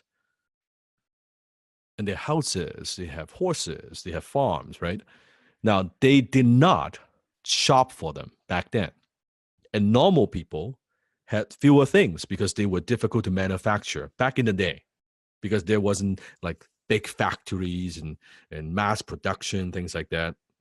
So things are very expensive. A lot of things are handmade, right? There wasn't much to shop for because you couldn't produce anything at scale yet, right? Back then, there's nothing scale, right? You had one coat, one pair of gloves, one pair of shoes, one pair of pants, right? That's just how things are. That's how people live, right? So if you were a servant back then, right? You weren't one of the ultra wealthy. You're a farmer, right? You are a maid. You're working in the farm, or you're a horseman. Doesn't matter, right? If you were a servant, for example, you didn't need nice dancing shoes or nice things or nice watch or nice suit, anything like that, because there's no way for you to use them. Usually you had your servant outfit and you have your casual outfit, and that was it. You weren't doing anything besides working and sleeping. Back then, there's no Netflix, there's no internet. It's you work. When you're not working, you're sleeping. You work and you sleep. That was back in the day. You with me? Right? So the notion of options, shopping options for ordinary people was revolutionary.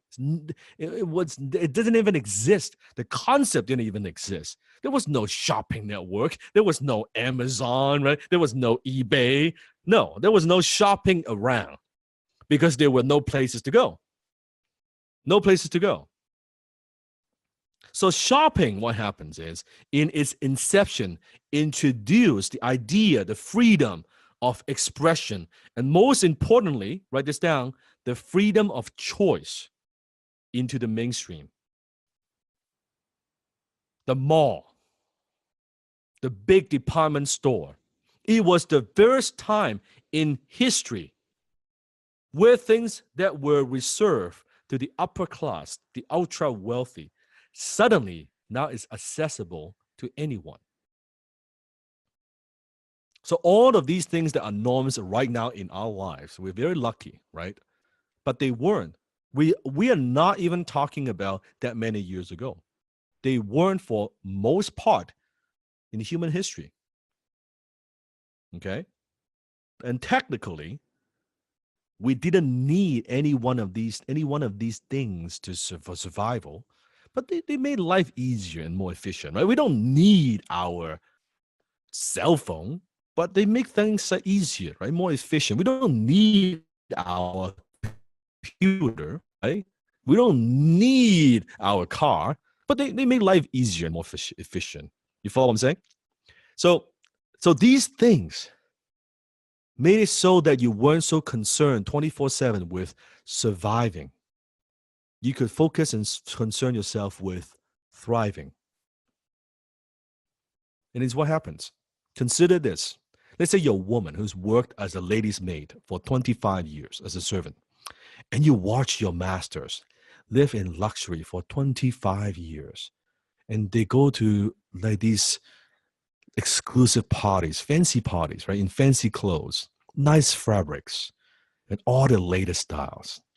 And you dreamed in 25, you dreamed of putting on those outfits, but it's always been just a dream. Then the department store comes along. That nice dress you've been thinking about, you've been dreaming about for 25 years, suddenly it's possible, it's accessible to you. Do you want it? Yes, because you've been dreaming for it for 25 years. But do you need it? Do you need that dress? No, you don't need that dress. What does that mean? And where are you even going to go in that dress anyway? You are a lady's maid. You will never have the opportunity to wear them and go to any parties, except in your mind. And so you're not thinking about the use of the dress because you were never buying a dress. You were buying your permission slip into a life you never dreamed possible for you. I'll say that one more time. You're not thinking about the use, the function of the dress. You were never buying a dress. You were buying your permission slip into a life. That's your ticket. You never dreamed possible for you. So we never buy what we think we're buying. We buy how things make us feel.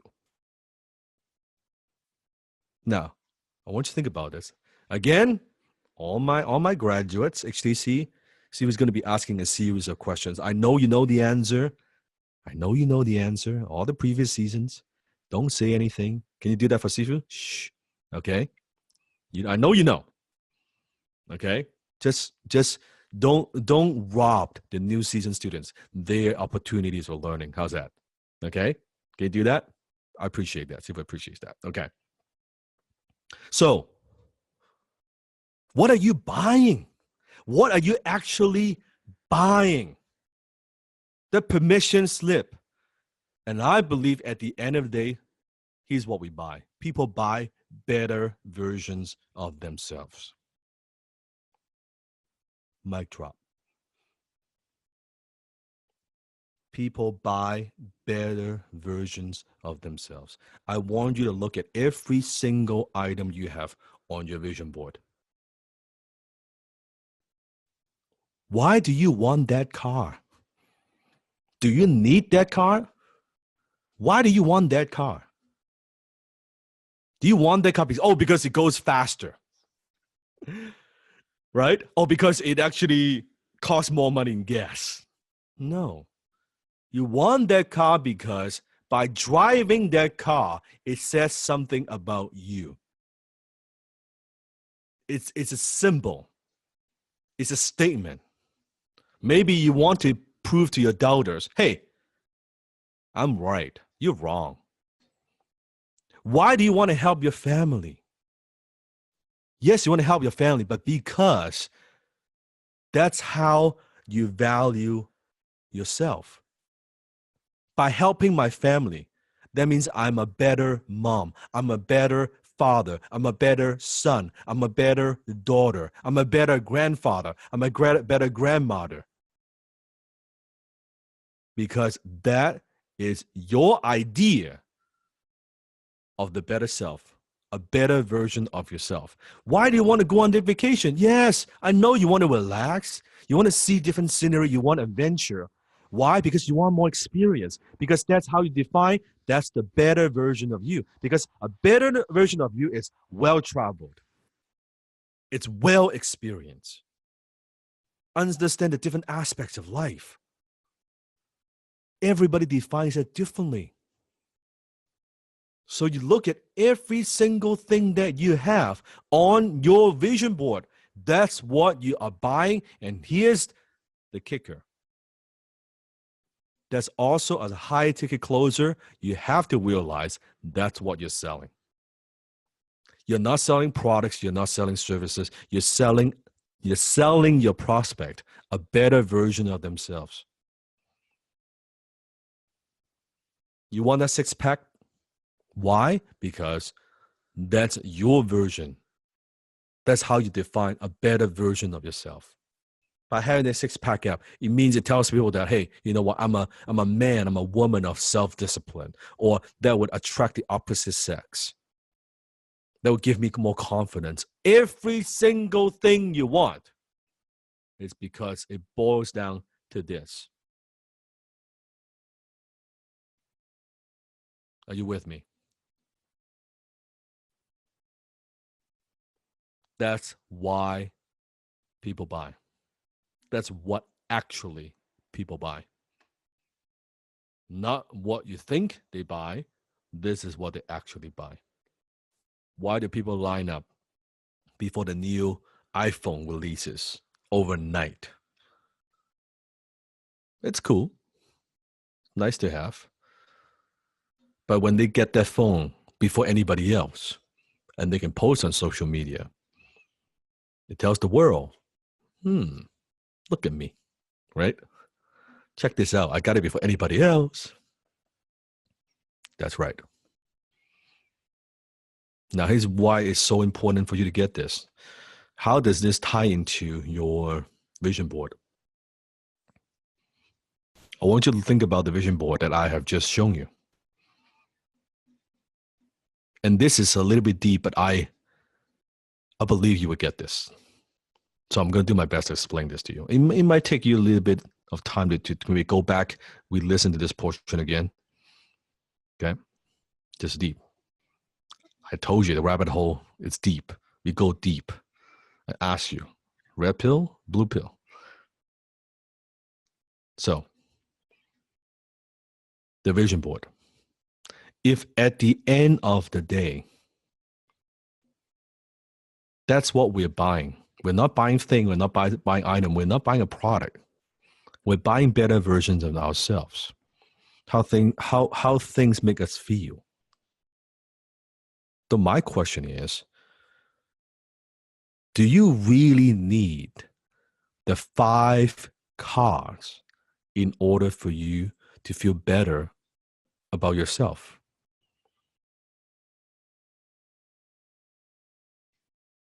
I'm not saying don't get 5 cars. I'm saying, why do you need 5 cars? Do you know the reason, the real reason behind it? Why you want those things? If that's the end goal, is to buy a better version of myself, do I need those things, the 50 things on your vision board, to be a better version of myself? Or I just need to be a better version of myself? And if I am a better version of myself, wouldn't it be easier for me to manifest and create and track those things in my life? I want you to ponder on this. A lot of things that you want, a lot of things that people want, No one ever point this out to you. Do you want those things because you want those things? Or do you want those things because you want to cover up in your own insecurities? Do you want those things because you want to prove to somebody, your mom, your dad, your friends, something? Do you want those things because you need validation? I want you to be very, very honest. And I'm not saying don't get those things. Sifu likes nice things too. I like nice things. Nothing wrong with that. What I'm saying is, I'm not buying nice things so that I could feel that I'm a better version of myself. I'm constantly shaping, molding, improving, becoming a better version of myself. Has nothing to do with the thing. I like nice things. But it is that those things don't define who I am. I define who I am. I could wear no watch. I could wear $100,000 watch. That doesn't define who I am. I am who I am. I know who I am. You see, the minute you get this, if you get nothing else out of tonight's class, and I hope you get many, many things, because Steve's got a lot of things to teach you. If you get this one piece, you know what it means? Do you know what it actually means? It means you're free. It means you're free.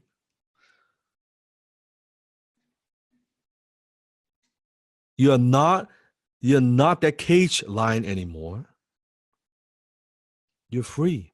Doesn't mean we don't seek success. Doesn't mean we don't seek more impact. It doesn't mean that we don't want to go for more. Go for all that. I'm saying start with freedom. That's why I added gratitude. Remember at the end? Freedom!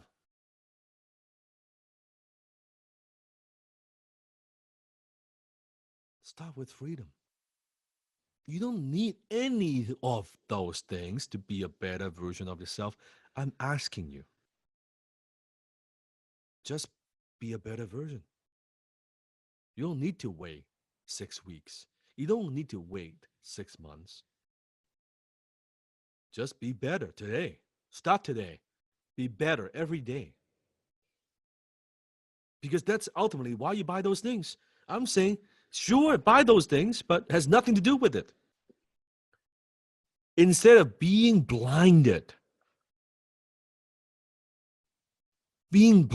by, you know what? If I get that, then I'll be a better version.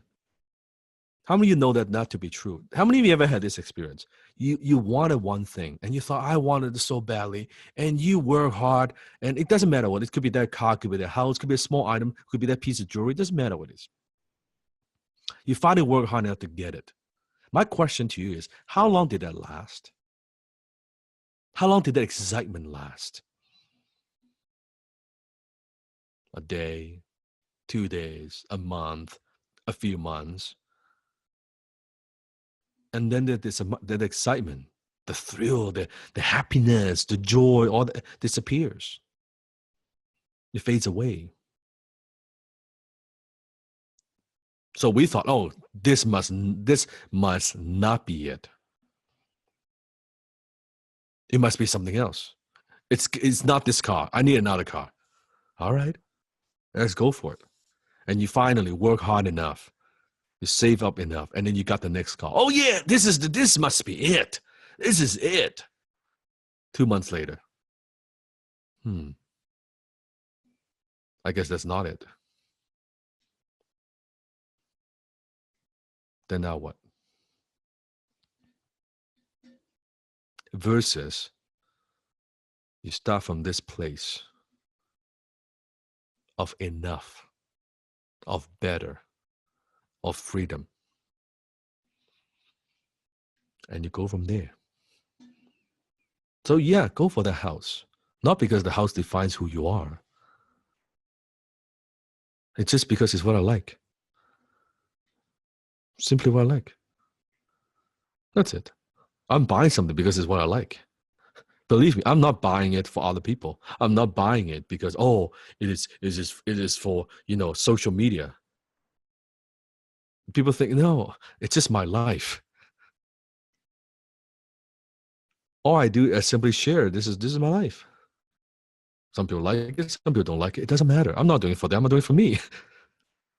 Right? When I buy a toy, like a superhero toy, I've seen one of those unboxing videos I do. I buy a little toy, or a little figure. Yeah. Just simply because it's what I like. Right? Like I bought the Iron Man suit. It's cool because it's what I like.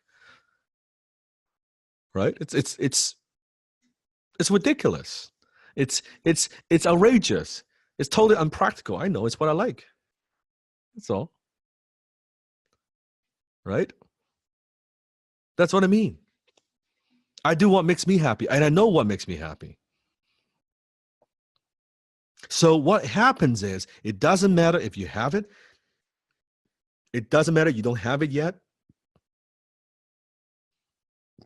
I'm happy. Because every day I start with gratitude.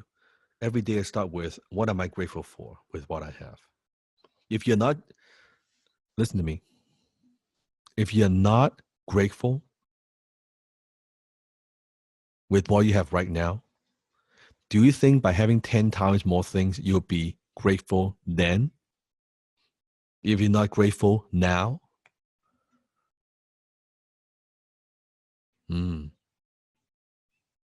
Mm-hmm. I know your head is spinning right now. How many are confused? How many are a little bit overwhelmed? How many are like, see if I have no idea what the fuck they're talking about? I thought you're going to teach me closing. I thought you're going to just give me some script. Come on. I didn't know the rabbit hole goes this deep. I thought you were going to teach me sales.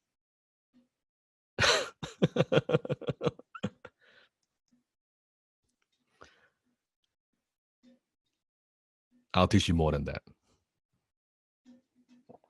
Way more than that. High ticket sales secret number 2.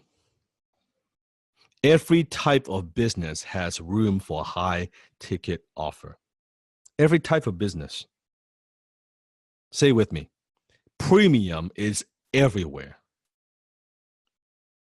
Premium is everywhere. Now, what do I mean by that? If you look at almost any service industry out there, virtually every single one of these industries offers a higher ticket level of service. Think about airlines. What about airlines? Do they have different levels, different tiers of service? Yes or no? What are those services? That's right? You have the first class, business class, economy, right? What about car industry? Are there different types, different levels of car? Yes or no? Fitness clubs, clothing industry, sporting events. Are there different seatings in terms of when you go to a sporting event? Concerts, right? Online services. Almost every other imaginable industry. So most people are the same way. They buy high ticket when it's important to them. They buy high ticket when it's important to them. So at any given time,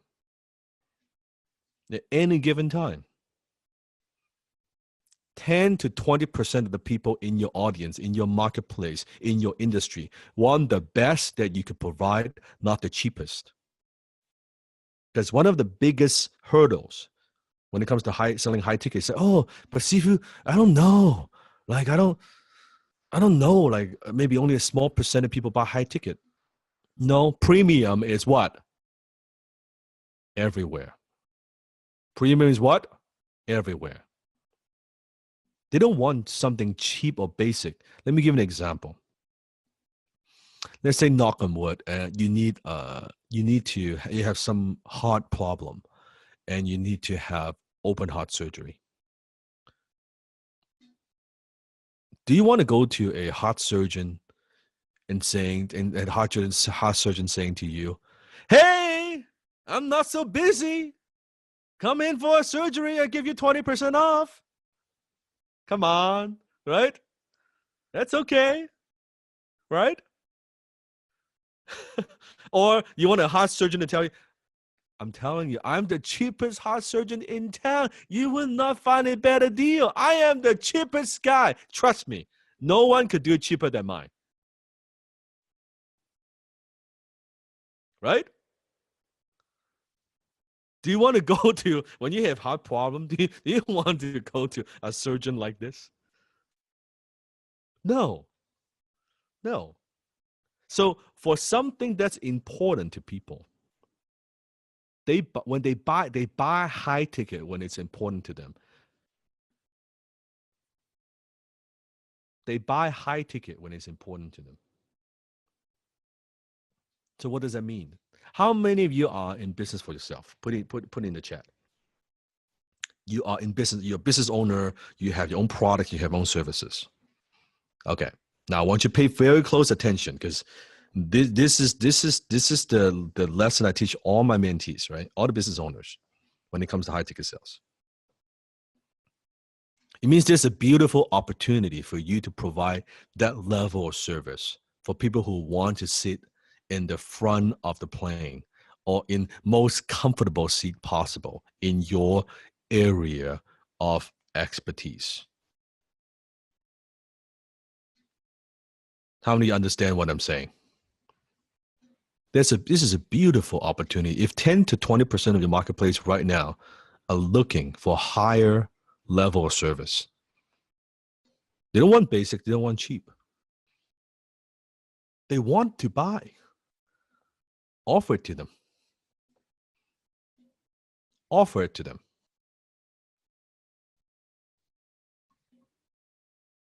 I charge $10,000 an hour for my time. And right now, people offer me $10,000 an hour. I don't even want to take it.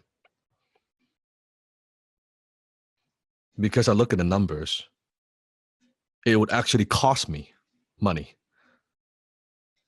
to sell my time at $10,000. When I divided how many hours I work, how much I make, I divide it up. It's actually more than $10,000 an hour. So my question to you is, why do people pay me $10,000 an hour? Here's why. Because I don't charge by the hour. I charge by the year. I don't charge by the hour. I charge by the year. By the year. It's not the time. It's what I bring to the time.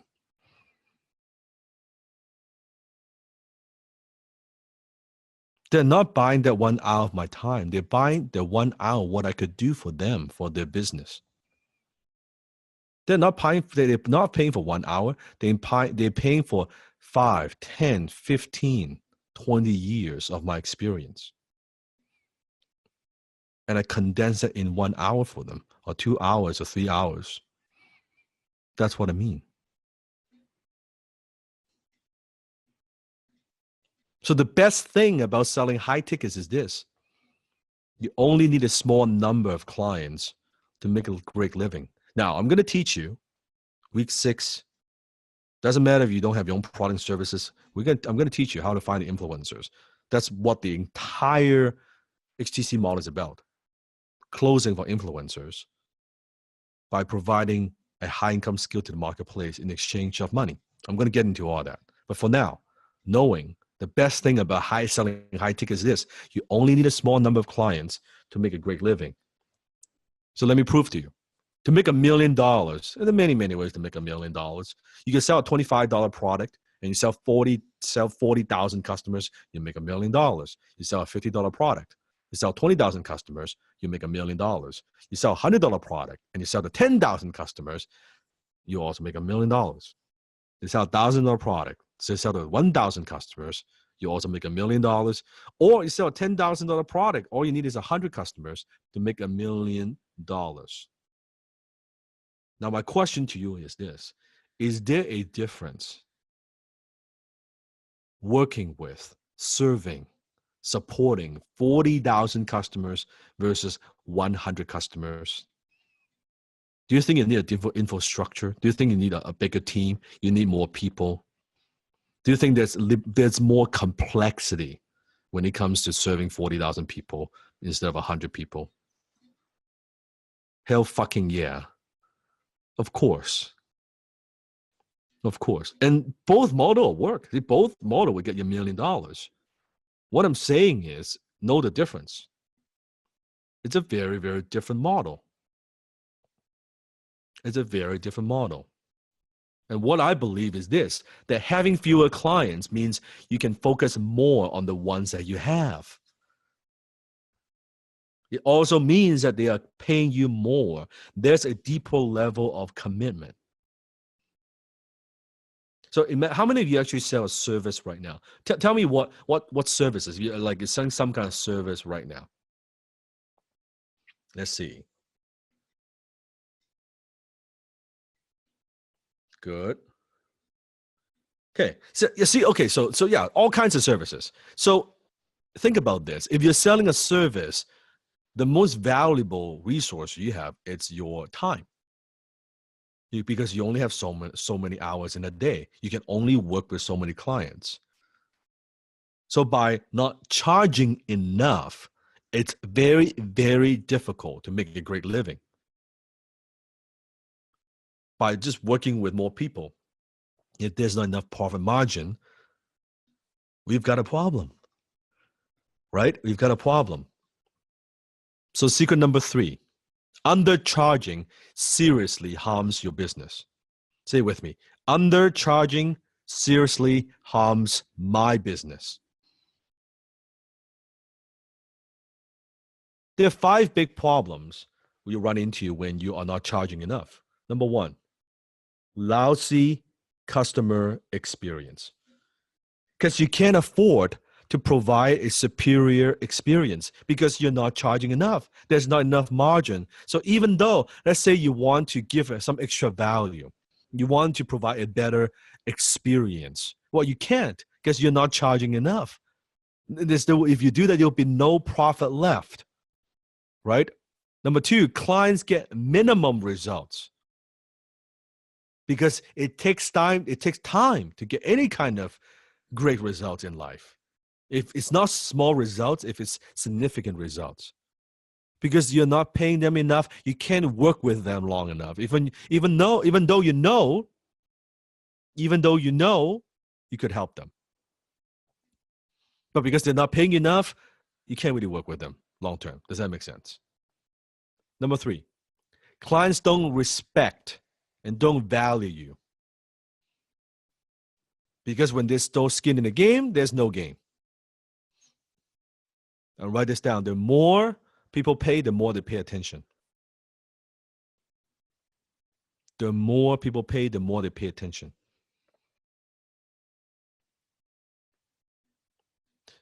Long time ago, Siva used to do this like free consultation.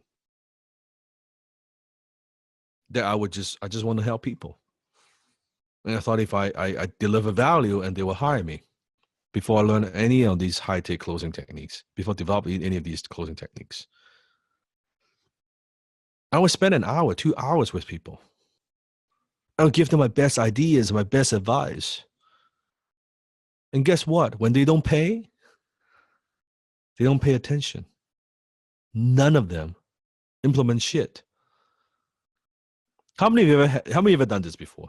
You spend time with people and you spend hours with them. Could be face to face, driving all the way.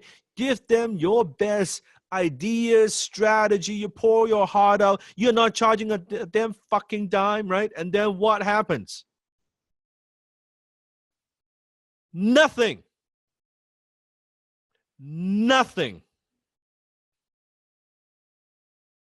Because they don't respect and value your time. That's why they don't show up. They don't do the work. Because human beings, we don't value something that we don't pay for. Let me give you a different scenario.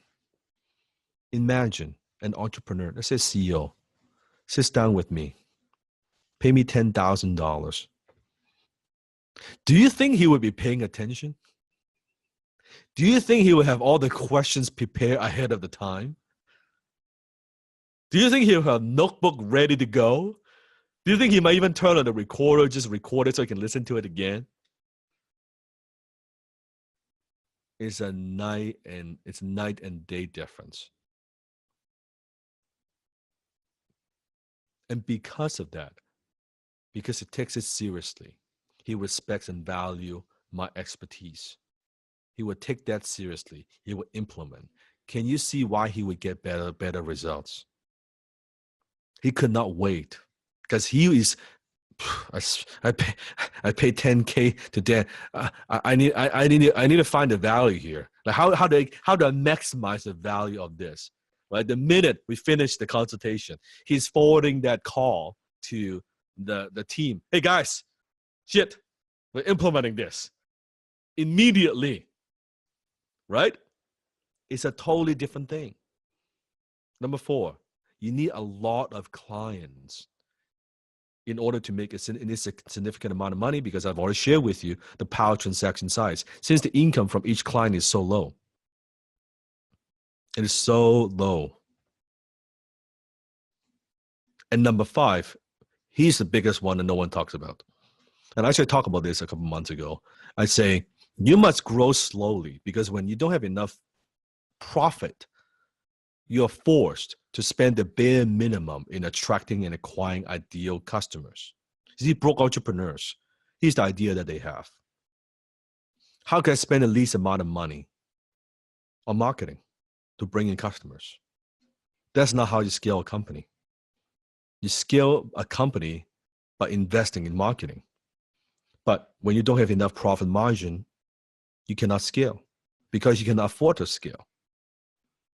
Versus, here's how I see it. Here's how Sifu sees it. And that's why Sifu's got this global organization. How could I outspend everybody else? How could I outspend everybody else?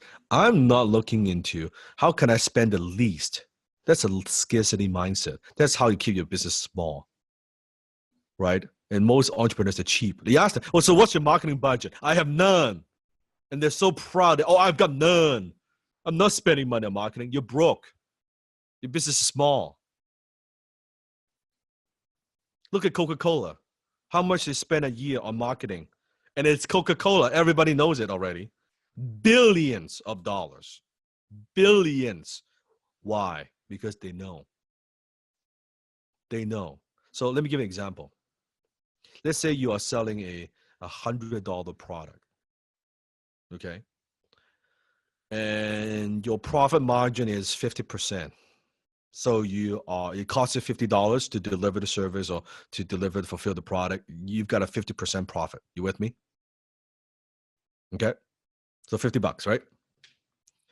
So let's say you're doing advertising online.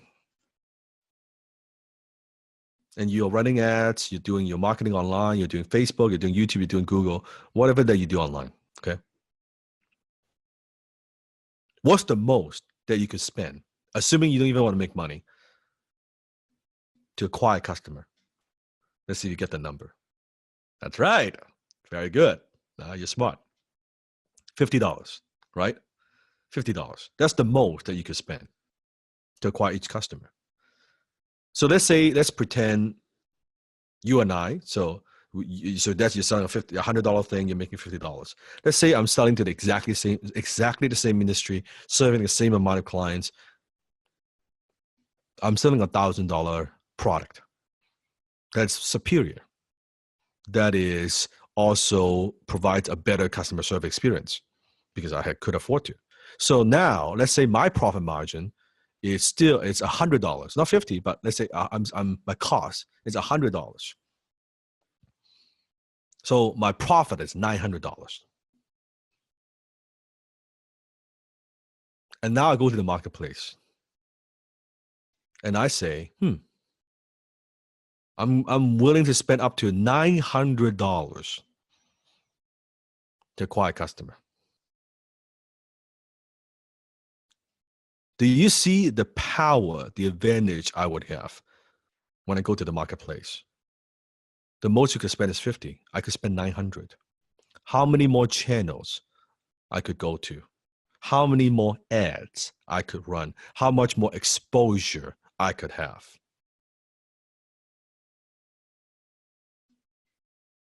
That becomes an unfair advantage. You see, when you're competing on price, you have zero advantage. Why? Because any moron can come in and say, hey, you charge 100, I'll charge 90. Whatever advantage you've got right now is absolutely not sustainable because anybody can lower the price anytime. You just lost your advantage, your biggest advantage you have. Versus I'm going in and say, you know what? I can outspend everybody else. You're spending 50, I'm spending 900. You can be on 2 channels, I could be on 10. Who is going to penetrate the market faster? Who's going to grab market share faster? Who's going to grow faster? And because of my profit margin, what if I'm not spending 900? I'm spending only 300, 400 to acquire each customer. I'm making more profit. I can provide better experience. I could hire the best people where you cannot. Do you see what I'm talking about? That's how you grow. But that is dictated and determined by the beginning, how you structure your business. When you sell low ticket, now I'm not saying if you want to be the Walmart, the model, that's a different model. That's not what I teach. You shouldn't learn from me. Right? If I'm the king of high ticket sales, you learn high ticket sales from me. I'm explaining to you my business model. You got it? Just my model. No right or wrong, it's just my model. Versus I go into the marketplace from day one, I already have an advantage because I could afford to spend more to acquire each customers. I could afford to deliver a better experience. I could afford to hire the best people. I could afford to be on more channels. Now I have more profit to do what I need to do. Like Sun Tzu said, the battle is won before it's ever fought. The battle has been won when the minute I designed my business model, the minute I designed my offers. You getting this?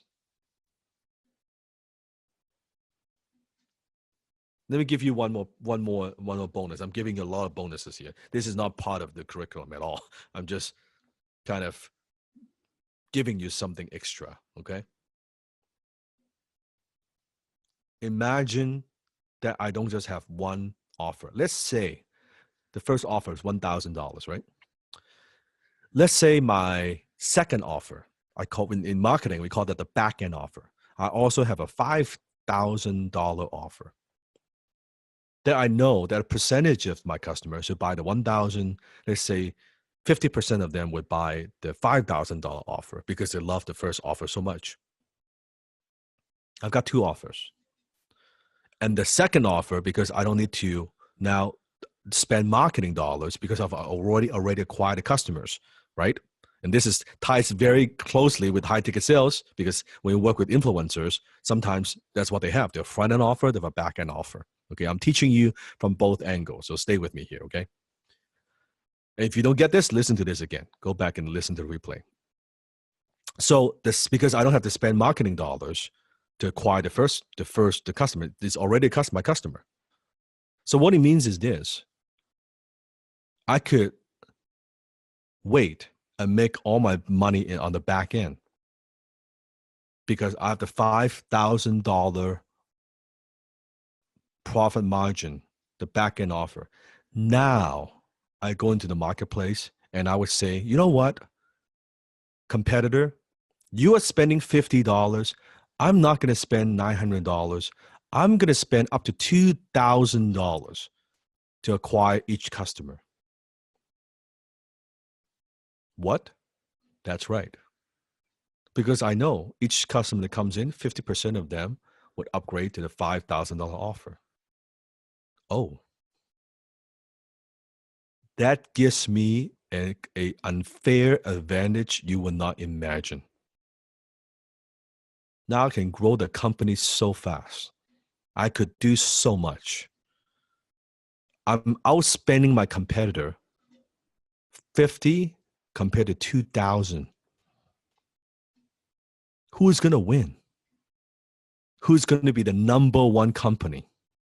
Who is going to dominate the marketplace? You see how this works? That's how business works. So I don't go in and say, how can I cheap out? How can I spend the least? No, I'm going in, how can I design my business? How can I create a high ticket offer? How could I go in there and outspend everybody else? Because the minute I could outspend everybody else, I've dominated the market because their business model is designed to fail and they could never compete. They just cannot compete because of the business model. Now, this is like higher level kind of business thinking. But if you have a business of your own, if you're selling any kind of service, that's how you win the game. That's how you dominate. The speed that you will be able to acquire customers with everybody else. They're thinking, oh yeah, I don't have the money, so I need to do like networking. let me go to the networking function, right? From here and there, and I try to acquire one customer and two customer and three customers. How the fuck are you gonna grow? It's absolutely not scalable, isn't it? Versus, this is my offer, this is my business. You could be everywhere. You could be on all the channels. You can be every omnipresence. You can be everywhere. And when you're everywhere, you are growing so fast. And when you're growing so fast, you can afford more to be everywhere. It's a positive cycle. And before you know it, and that's how you grow the company. It's nothing to do with how much money you have. It's to do day one, how do you design your business model? That's why I'm a big proponent of high ticket sales. Instead of lowering your price because your inability to market or come up with offers, if you don't know how to close, doesn't matter if it's $50, doesn't matter if it's $500, still won't close. Do you understand? It doesn't make it easier. It makes it harder because now you have no profit, no margin to do any kind of serious marketing. You can't sell 50, you can't sell 500. So a better question is, how could I figure this out? How I could sell 500? How can I sell at 5,000?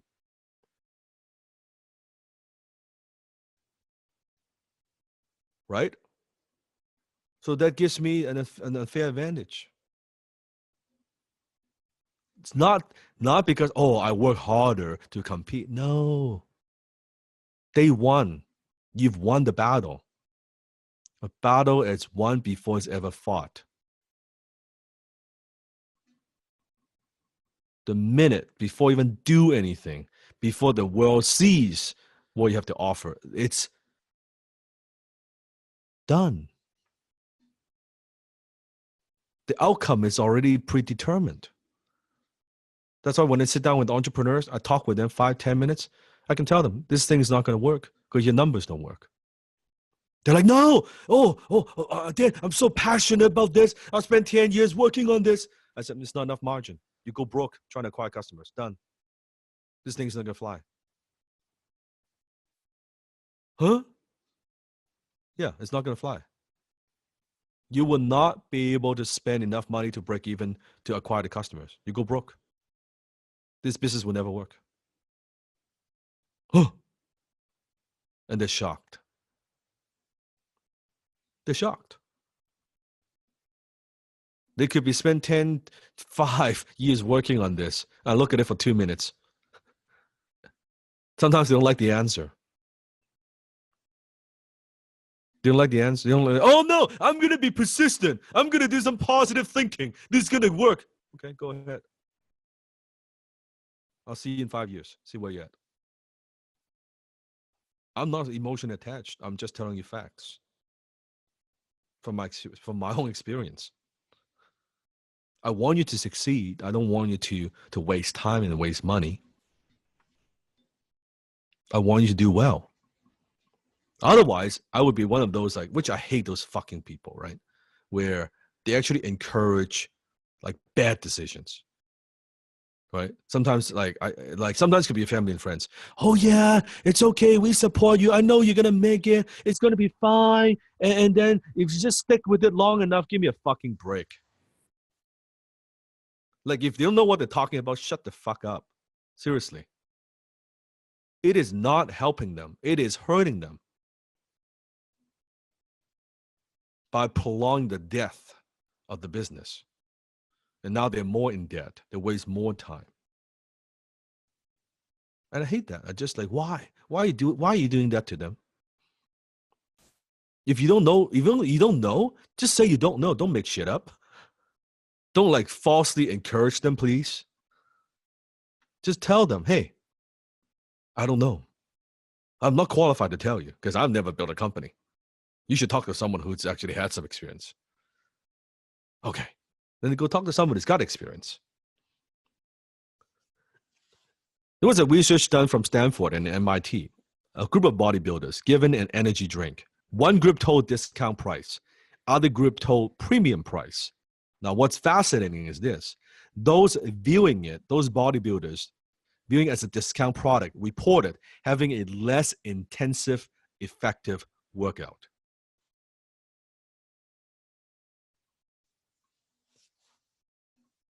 It's the same drink. Now, what does that mean? This is very important. This is high level, high ticket sales psychology. It is the same drink.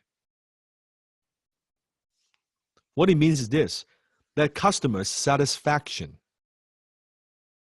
related to perceived results may be shaped by price and their belief about the price. Their belief about the price.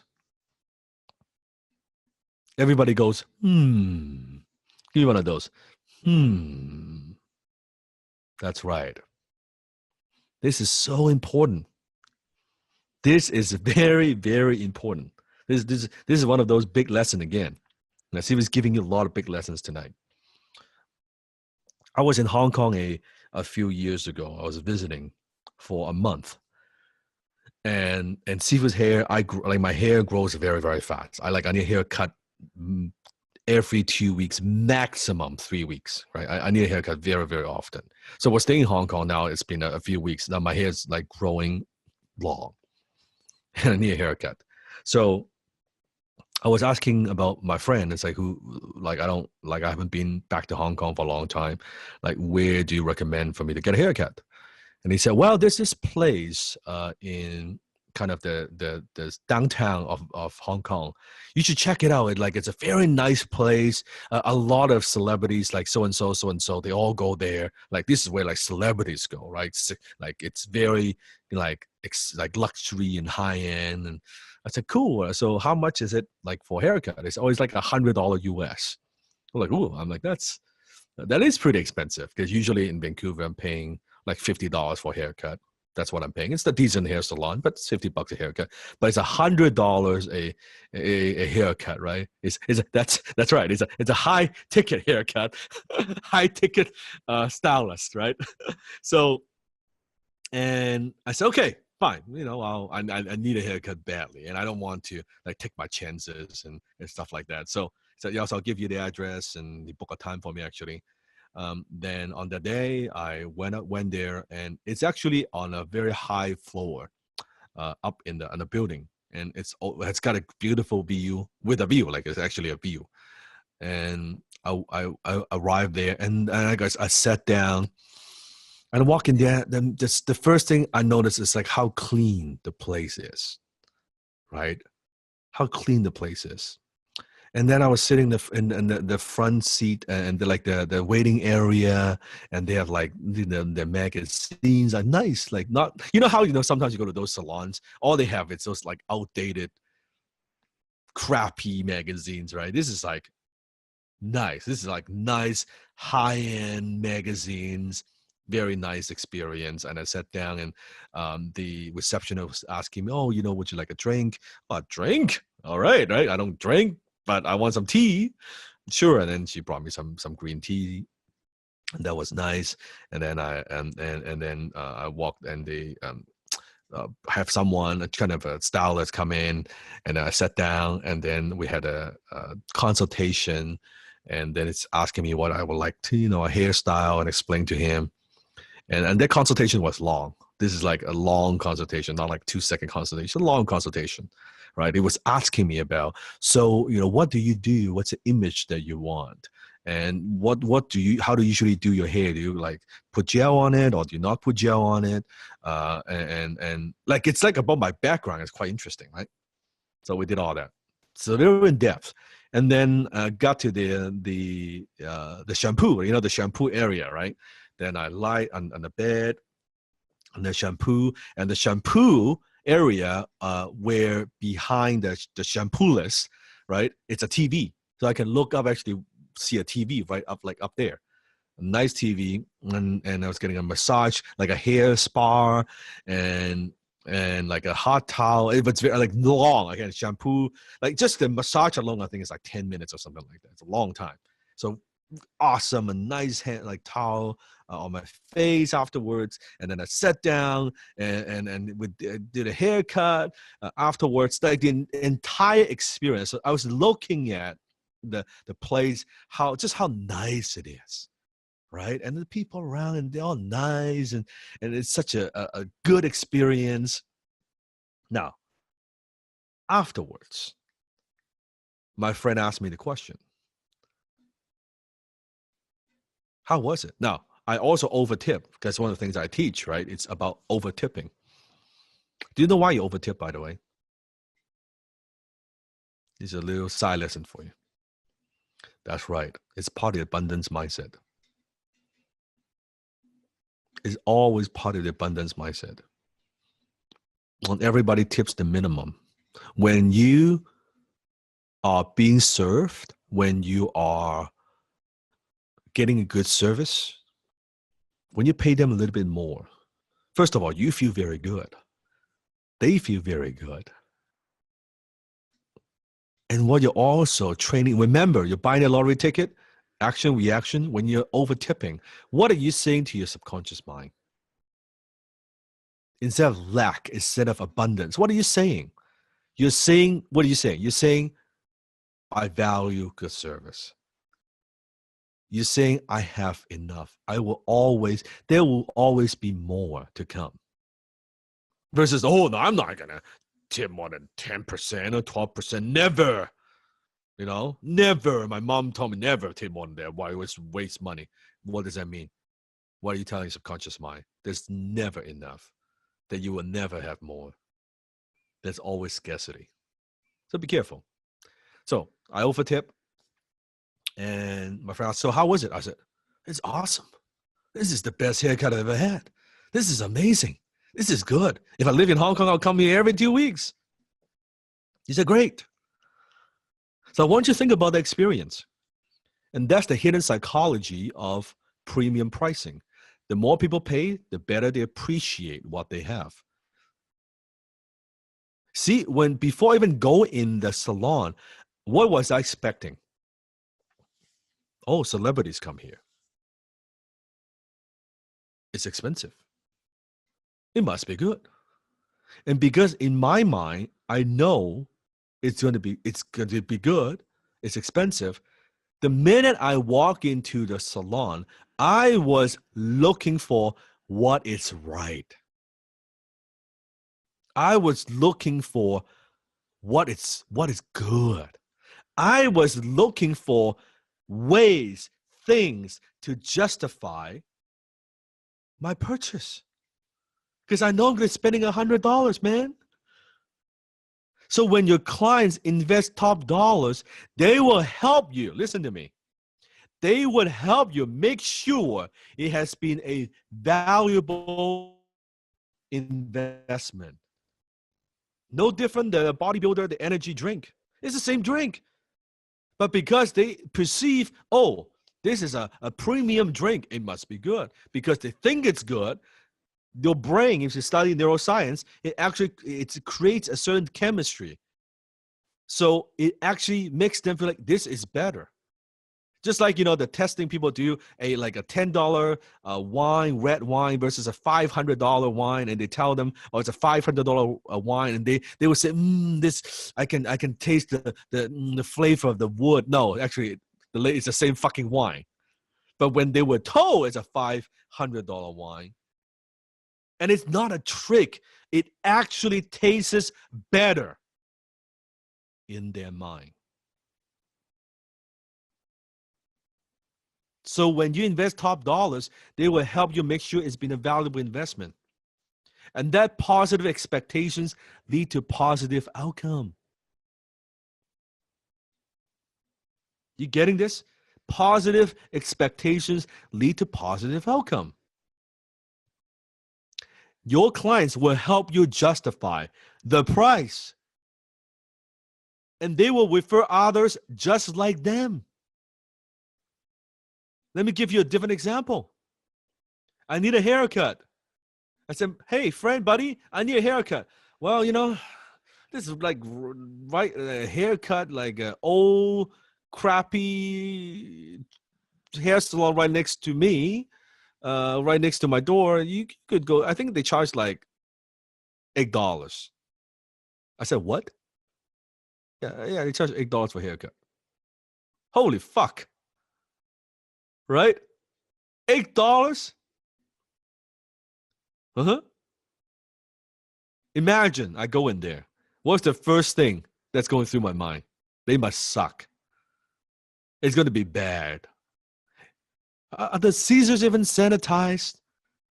Holy shit. Are they going to be cockroaches running around? Right? Is the hairdresser even, are they even certified? Is this place even legal? Are they gonna cut my ear? You see, all the things that's going through my mind, they're all negative. So the minute I walk into the hair salon, I was looking for what's wrong. What could go wrong? And then negative expectations lead to negative outcome. And then after I finished, I knew it. I knew I shouldn't come here. I knew I shouldn't spend $8 to try to save money. That was a horrible experience because my mind, I would help justify the decision that I just made. So it's either a never-ending positive cycle or it's a never-ending negative cycle. Now my friend asked me, how was the $8 haircut? It is horrible. I'll never go back. It's the worst experience in my life. It has to be. Now, let me ask you a question. What if the hairstylist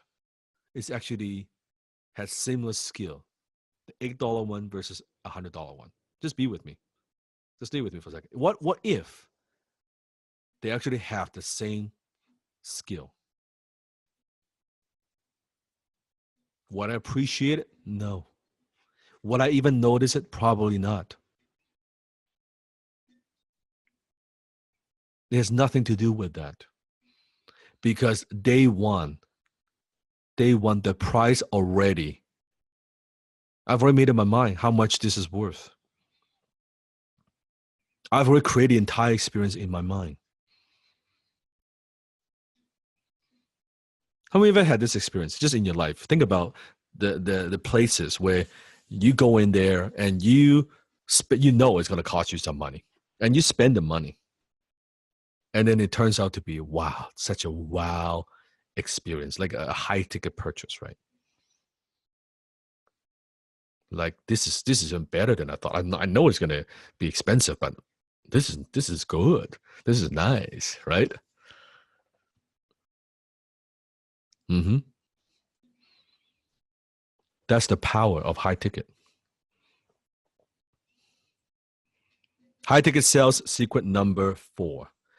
The inner game of money. There's an inner game of money and there's an outer game of money.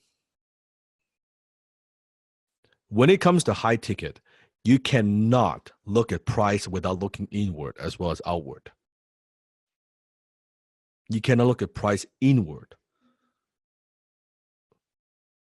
You can look at price without looking inward as well as outward. Look at both. Inner game, outer game. Sifu, actually, from everything that we've seen with all the closers, this is one of the number one things that trips people up. And we get closers all the time. They'll be doing really good, and then all of a sudden we get private messages, or they'll send us, they're posting in the closers chat, and they're going, I just don't know what's going on. I'm in a funk. I'm not getting any sales. Everyone is, I'm getting all these objections, and I just don't know what to do. Many times, if you're getting those kind of results, if you're getting negative results, if you're not closing, you got to look inside yourself. It's something to do with you. When you change your inside, that's when you start to see the results on the outside. Mm-hmm. So maybe some of you have the belief, I will not watch a 90-minute webinar. So my prospects wouldn't watch a 90-minute webinar. I will not spend $10,000 with a stranger over the phone. Right, so my prospect won't do the same thing, right? I want to spend $15,000 on X or Y, so my prospects want to spend $15,000 with me, right? Well, I don't have $15,000 to spend on whatever blank, so obviously my prospects don't have that kind of money either, right? Don't laugh, guys, because this is very true. You got to be very careful what's that inner voice that's happening in your head. Many times, if you're very honest with yourself, if a client is giving you those objections, it's because of you. If a client is not buying, it's because of you. If a client is resistant, it's because of you. This is the matrix. This is the matrix. There's a great book out there called The Trick to Money is Having Some by Stuart Wilde. And in the book, actually in the back of the book, there's this passage that I like a lot. Stuart Wilde said, the money making is not a serious business. It is a game that you play. At first, it may seem that it is a game that you play with forces outside of yourself, the economies of the marketplace, so to speak. But as you proceed, you discover it is actually a game that you play with yourself. It is a game that you play with yourself.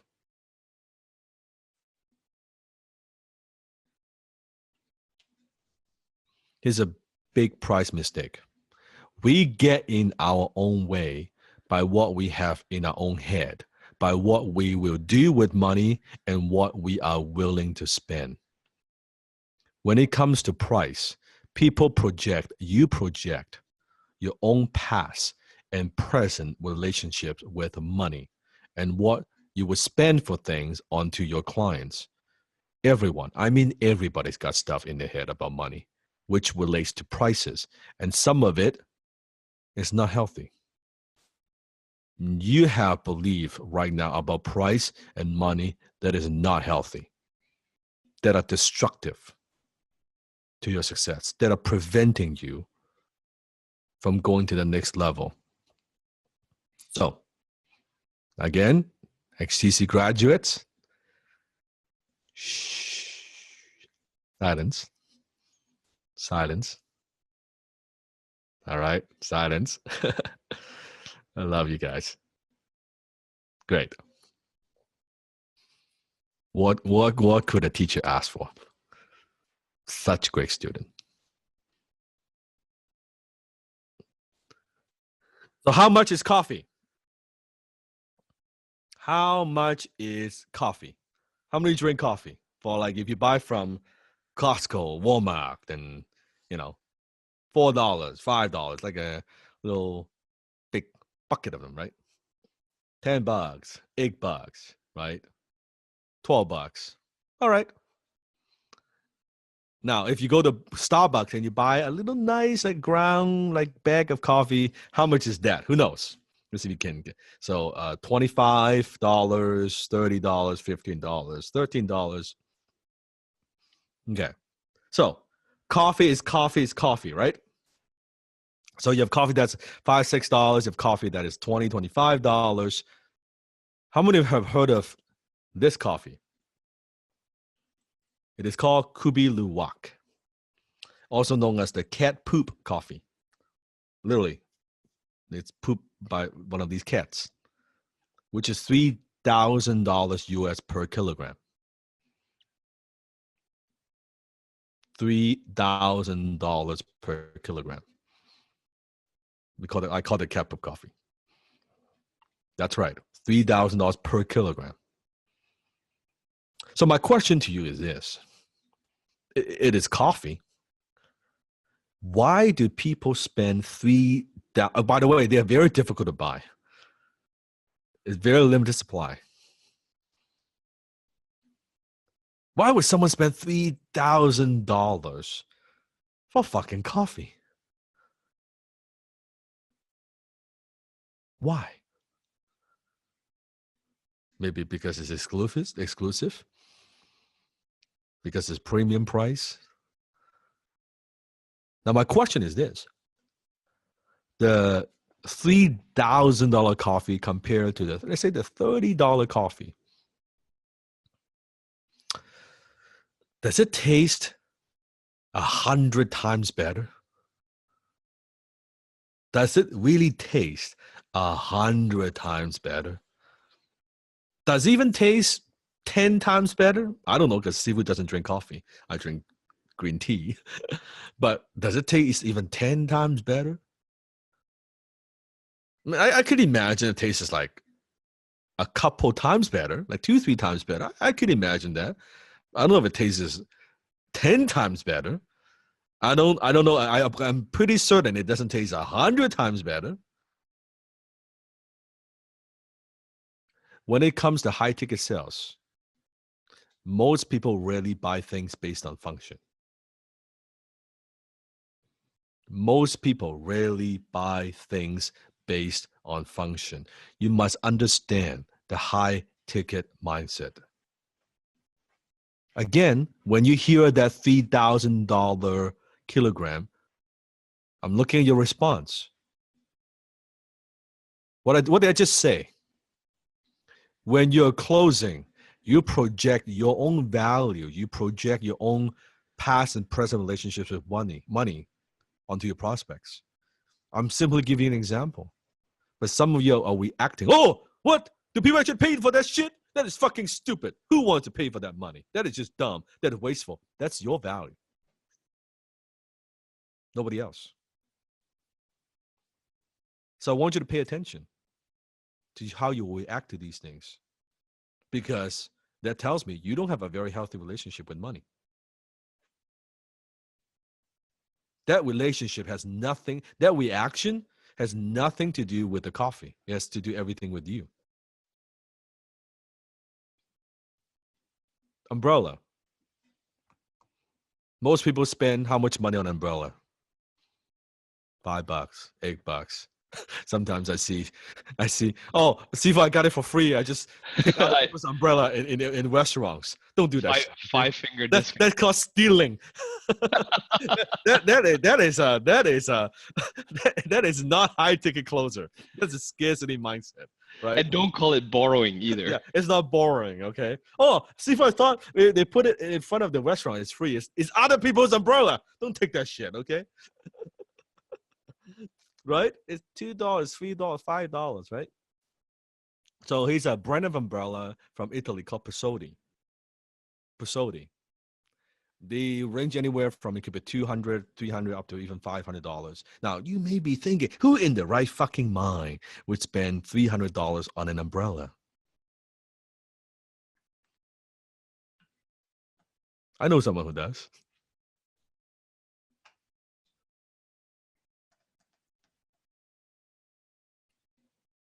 Again, don't project your values on other people. Right? Yeah, J-Lo has an umbrella. I have the same one. I've got how many I have? I don't even know. More than we can count, Seafood. More than we can count. Yeah, a bunch. I've got a bunch. Every car's got one. And it's not just the umbrella. You've got like the shoehorns. You've got the stand to put it in. What's it about? Tell me. No, the stand is separate. The stand is separate. So what I'm saying is this: your value judgment does not matter. Their value judgment is all that matters. So the first thing you have to know about price is you've got to get out of your own way when you close high ticket sales. It doesn't matter. Your value judgment does not matter. It doesn't matter you will buy it or not. It doesn't matter how you feel about it. It doesn't matter you feel it's wasteful. It doesn't matter you feel it's not worth it. Doesn't matter. In fact, let me ask you this. If you were to sell the Prosody umbrella to someone, let's say you're closing for Prosody, who do you want to sell to? Do you want to sell to someone who's never ever bought a Prosody umbrella, or you would sell to someone who's already bought 3? Tell me. That's right. But why? I thought they already have 3. They don't want more. Why would they want more? Because, write this down. This is important. A buyer is a buyer. It's a buyer. A buyer is a buyer. It's a buyer. Instead of trying to convince someone who's never bought it before, why not just talk to people? You bought 3. He's a new one. That would go very nicely with your collection. Oh, okay. Don't project your own stuff. It's, they already have 3. They don't want more. Hell no. Hell no. Right? That is wrong thinking. How many have seen Sifu's the Iron Man? I know you saw it on Instagram or on social media, right? The Iron Man, the full-size Iron Man, right? Yeah. So if you've seen that on social media, the full-size Iron Man, you may be thinking, oh, Sifu's already bought one. Why, if you're closing for Iron Man, like whatever, why would you want another one? Right? No. Sell them more of what they just bought. Sell them more of what they just bought, right? So guess what? Steve's got another one coming, right? I've got another one coming, right? So it's not just one. That's what I'm talking about. It's not just selling, but it is the abundance mindset I want you to get. Can you see how the mindset is so critical, and it ties in with high ticket sales? It's all related. It's not separate. It's all related. All price resistance is in the mind of the closer, not of the client. All price resistance is in the mind of the closer, not of the client. You create those resistance, not your client.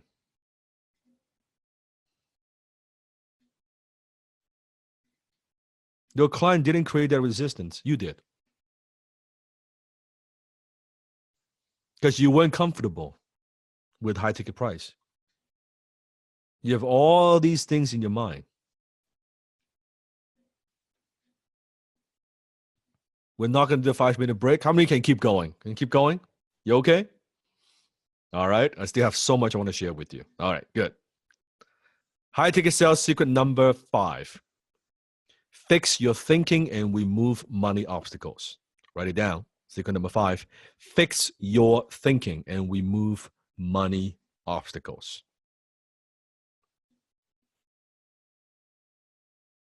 Got it? Good. So when Steve had no money, when I was a copywriter, I knew I need to change my environment because I was working from home. It was a small apartment, 1-bedroom apartment. I just felt that I need to have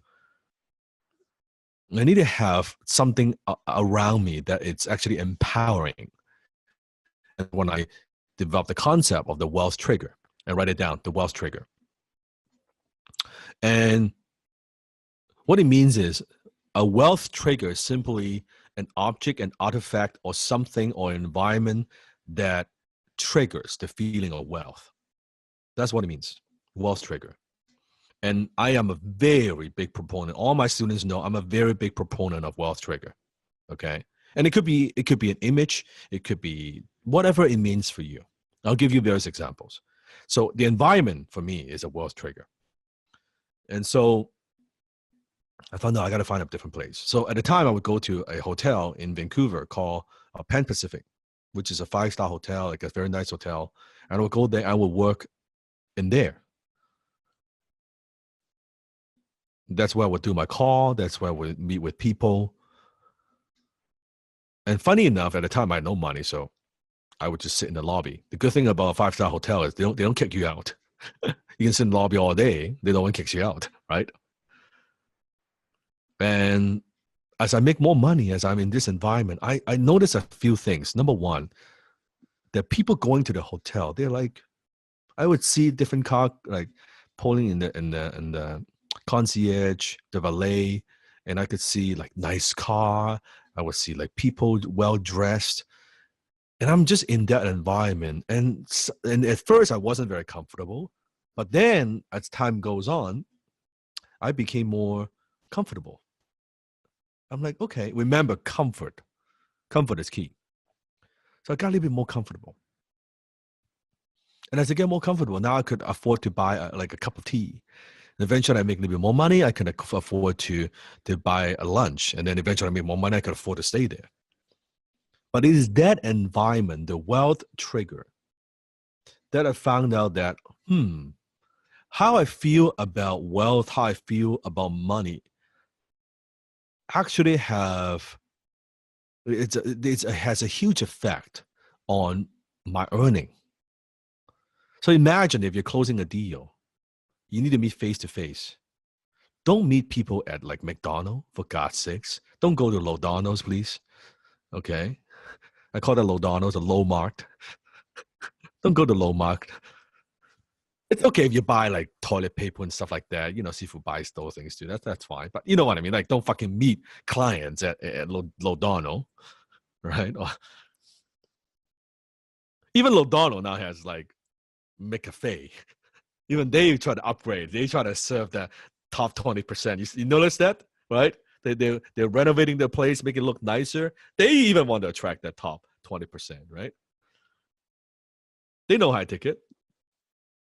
Yeah, meet them in a nice place. You're gonna close a high ticket sales. Meet them in a fucking like nice hotel, for God's sakes, right? And I when I met with clients at these places, I noticed a difference. I noticed a difference. So knowing that wealth triggers, and it could be many, many things. Another example I could give you is, and some of you are already doing it, is your drawer. What I used to have, now Steve doesn't have that anymore, and I'll explain why in just a moment, but what I used to have is because I noticed when I every time I open up my drawer, all I see is fucking bills. And what you focus on, what is it? Expense, right? So every time I open up my drawers, like I see all these statements and credit card bills, and every time I look at it, and it just creates a lot of negative feeling because I'm like, oh, did I pay the bill? Did I not pay the bill? Let me look at it again. Oh yeah, I guess. Oh, okay, I got 2 days before it expires. It takes up a lot of mental bandwidth, which is not helpful. So then I changed my mind. So you know what? I'm gonna put all this stuff away, and then I would just have money, cash. So every time I imagine this, so before when I open up the drawer, it would be like piles of this fucking receipts and statements and all this crap. And now when I open up my drawer, is cash. So I'm trying to grab a pen, right? I gotta move away. I gotta I gotta push the cash aside so I can find that fucking pen. Now, what's that? What does that tell my mind? What does that tell my subconscious mind? Yeah, I got so much money. I got so much money. I got to move it aside so I can find my pen. There's too much money here. Isn't that a more powerful belief to have? Same thing. I want you to look at your wallet. I want you to look at your purse. Look into your purse. Now, in North America, it's very common. Most people they don't have a lot of cash. It's all credit cards, plastics. So every time you look at your wallet, when you have no cash, what does that tell you? What are you telling yourself? Yeah, your wallet's empty. I got no money. Every time I look at my wallet, I got no money. Now you may be thinking, "Oh, but Sifu, I don't know. I don't want to lose money. I'm afraid if I have cash that I'm gonna lose it. What if I lose the wallet? Then what happens?" Interesting belief. What you're saying is, I don't trust myself. That if I lose that money, that'll be the end of it. That few $100, that's my life saving.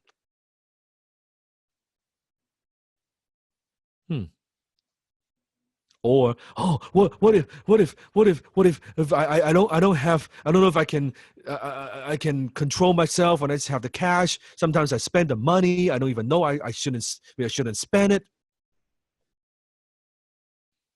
I would have no track. Like I wouldn't be able to track it. If it's credit card, I could see my statements. So what are you saying? You don't trust yourself with money. You're not a very good money manager. That's what you're saying. That act says a lot about you and how you view money. Isn't it true? You just said it. You don't trust yourself with money. You're not good at managing money. You're afraid that you lose money. Which one of these is a good belief to have? You tell me. Instead, when you put some cash in your wallet, every time you look at the wallet, damn, shit, I can't even close my fucking wallet. It's so thick. It got so much cash. What the fuck is going on here? Damn, I can't even fit in my pants. Look at this. What's this like a fucking burger? What's all this cash doing here? What's that? Where did it come from here? I don't get this. Why do I always have so much cash? You see the difference? When you every time you pull out a wallet, and that it just you remind yourself 2, 3, 5, 10 times a day. Isn't that a much better belief to have? I got so much cash, man. My wallet, it's flooding with cash versus it's empty. It's got $5. It's nothing. Or I've got too many. This is ridiculous. I got so many $100 bill, right? And then when you pay, it's like I got so much money. Like when I try to pull my credit card, the cash fall on the floor. Like this, it's too much abundance, man. With too much abundance. Doesn't that make you feel a lot better? Right? Doesn't that make you feel like this is nice? Anybody can do it. Anybody can do it. So that's what I did. I put cash in my drawer. And I always sometimes feel surprised. Oh, what's that money here?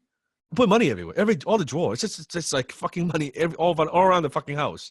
Right? I was playing this game with myself. There's money everywhere. until I become it. Now, I don't really need that because I don't even think about it anymore. Now it doesn't matter. I still have a lot of cash in my wallet, but it doesn't. To me, does that make sense? It doesn't. I am the fucking wealth trigger. Look in the mirror. I'm a wealth trigger. I need less of that because I am like I'm it. I own it already. Does that make sense? But in the beginning, that's the game that I play with myself. Right? There's a little, it's almost like a little mind trick. And in my office, I still have a plenty of wealth triggers. Plenty of wealth triggers. Little things here, little thing there that reminds me, right? That I trick myself. It reminds me of something. It's meaningful for me. So you got to find out what works for you. Right, you got to find out. Maybe for some it is cash. For some, like Desmond, it is the pen, right? For some, it maybe it's it's that nice pair of sunglasses. For some, maybe it's that suit. I like clothing because how many of you felt that when you wear something right, like ladies, when you wear that pair of shoes, right? Like men, when you wear that suit, you just feel different, right? You just like, that's right. That's right. I tell all my closers, you're closing, you wear a fucking suit. Because I guarantee when you look good, you feel good. When you feel good, you perform better. I tell my students, when you attend a class, in fact, try this. Next class, put a full suit. No underwear, no shirt, none of that bullshit. Dress. Imagine this. You're actually coming to meet Sifu. You're coming to see me live. How would you dress? How would you make that first impression?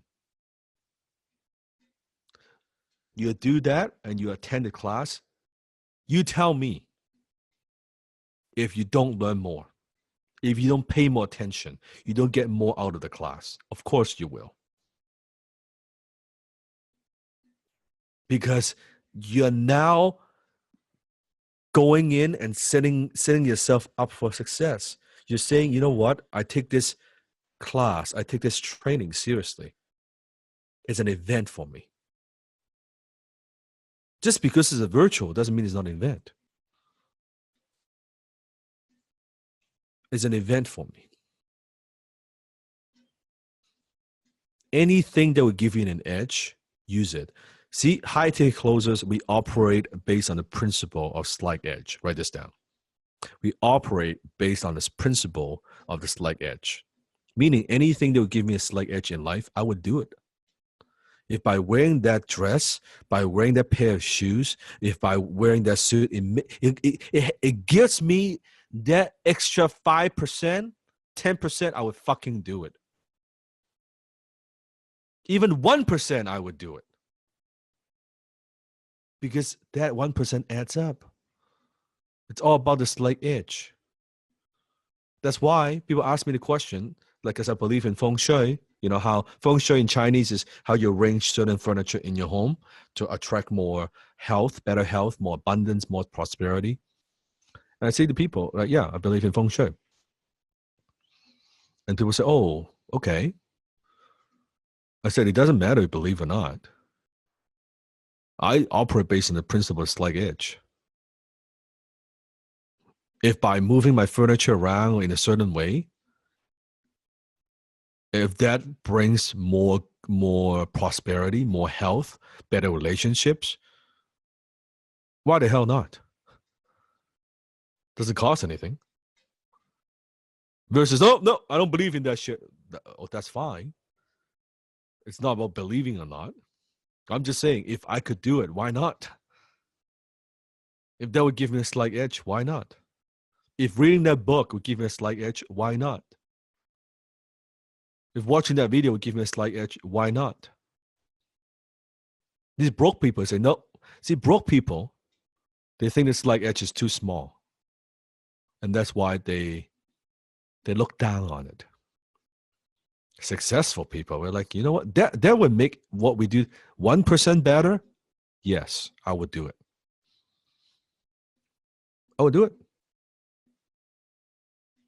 So if I put on a suit, it would help me just be a little bit more focused. I would learn 5% better, 10% better. Shit, bring it on. Of course, I would do it. Any intelligent people would do it. This is making sense? Yeah, principle of the slight edge. So knowing that your inner world creates your outer world. Say it with me. Your inner world creates your outer world. Your inner world creates your outer world. That pair of shoes. That's why, like, Closers in Black, when our closers, our students get together, that environment, unless you're there, you have no fucking idea the energy in the room. You have no idea what that is like. And it's not because Sifu's a magician. I didn't create that. All the students did. It's all part of it. It's all part of it. So a lot of people worry that if they make more money, if they radically change their economic state, or if they charge a lot for what they do, they will be judged. How many of you worry? Be honest. You got to be very, very honest here, okay? If you worry deep down, if you make a lot of money, if you change your economic state, if you charge a lot for what you do, you will be judged. How will people judge you? Oh, you're greedy. You're selfish. You're just in it for the money. You're just in it to help yourself.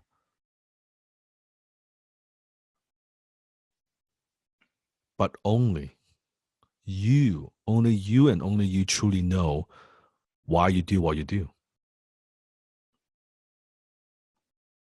Only you and you only know why you do what you do. Money is an amplifier. Money is a what? It's an amplifier. Money and success don't change people. They simply amplify what is already there. You're greedy, more money will make you more greedy. You're a jerk, more money will make you a bigger jerk. You're generous, more money will make you more generous. You're kind, more money will make you kinder. You're nice, money will make you nicer. It's an amplifier of who you are.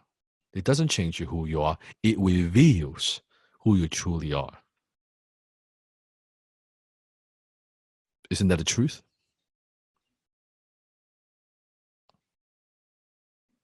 So it's just an amplifier, nothing more. Don't worry about, oh, it's going to change who I am. No, it's not going to change shit. It's just going to reveal who you are. But now, only you know who you are. The more money I generate, the more money I can care, the more people I can care for. The more money I generate, I now get to care for lots more mentees, tens of thousands of them, and soon to be hundreds of thousands of them. For our mentees who know, who've been with me, my plan, my vision, what I'm building. I get to care for my team. I get to care for many of my business relationships and partnerships. I also get to be cared for and by a lot more people in my life too. Isn't that nice? But Sifu, I don't want to leave people behind or only serve people with money. I don't want to do that. I don't want to leave people behind, especially people close to me. I hear this from Pearl a lot. I'm going to go into like the different personality type at the end of this class, but I'll hear this from Pearl a lot, who really want to help people. And I love it when you have that concern. I love it when you have the concern. But here's the deal. You can choose to deeply help a small number of people with your high ticket offers, your high ticket closing skill, and have an income that sustains you. Then you can devote the rest of your time to helping other people, low cost or free offerings.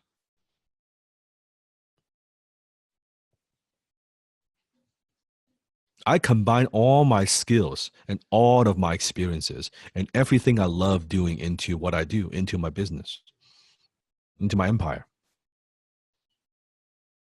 What I love to do into an offering that my students truly want. But more importantly, I love to deliver.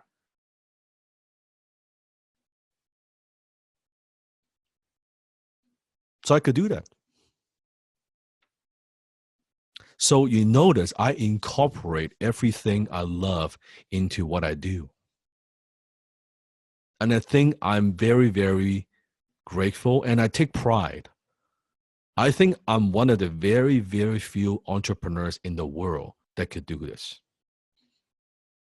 Because there are a lot of entrepreneurs who don't like what they do. They don't like who they serve. They don't like their life, right? They make money, but they're not very happy. They're not very fulfilled. But yet I incorporate everything I love into what I do. I love teaching. Am I teaching? You bet. I love making movies. I incorporate it into YouTube.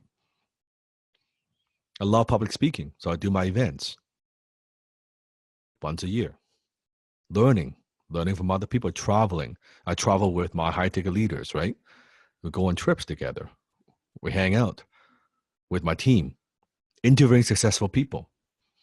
I have my podcast. Every week I interview a highly, highly successful person. I get to learn from them. I get to share martial art. How many see my martial art videos on YouTube? Right? My martial art philosophies. I teach, combine that with business. My superhero toys, you all know that. I'm see if it's a fan of Batman, see if it's a fan of Iron Man, Marvel, you all know that, right? Yeah, incorporate all of those. Not many people do this.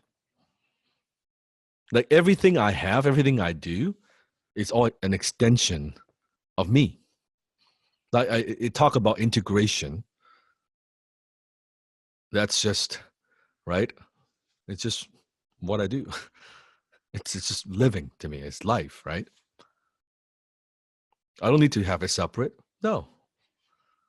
My hobby, my passion, my purpose, my love, my strength, all combine into one. And that's why I said I could do the Dan Lok show. It's free. Because it's what I love to do. I don't need to make money doing it.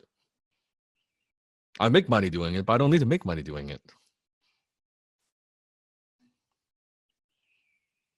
I could afford to do it because of my high ticket structure. So when I do something, you know what? I'm going to interview someone. It doesn't matter. I'm not doing it because I want to make some money. No, I do it because I love talking to fascinating, successful people. I want to learn. I want to grow. I want to be able to be better. Is this making sense? Yeah, good.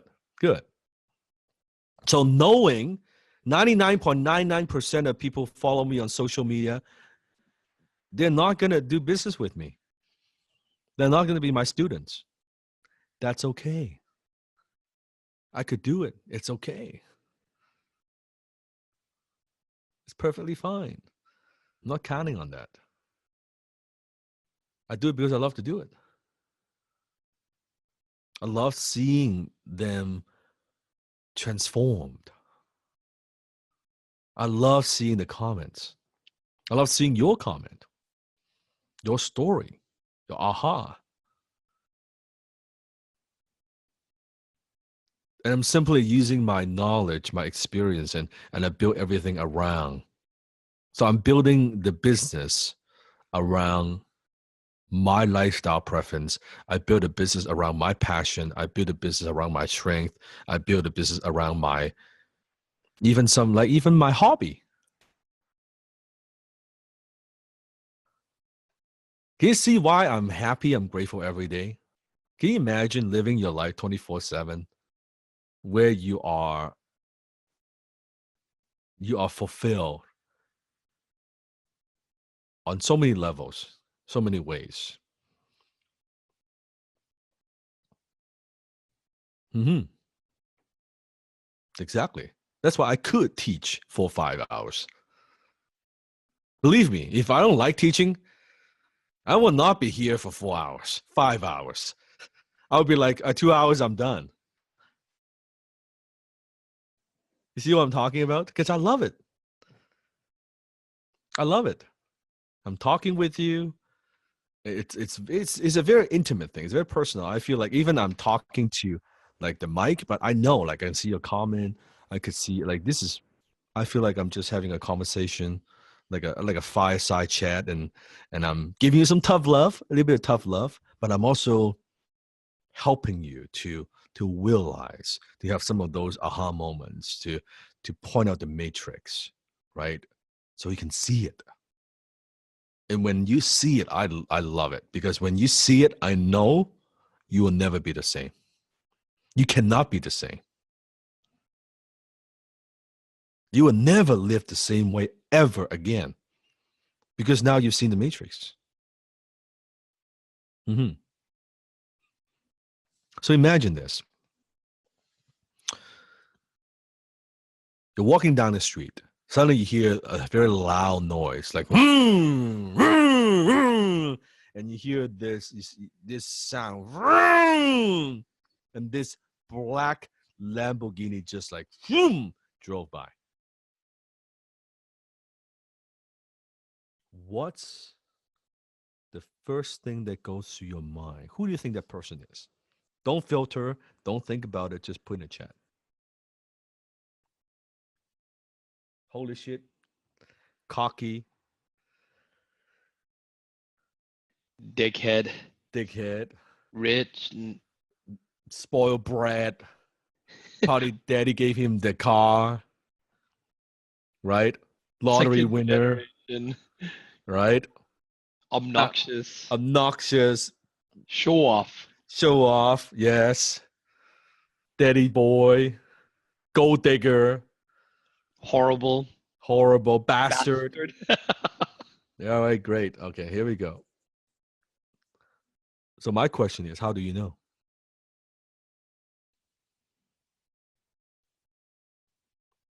No, how do you know?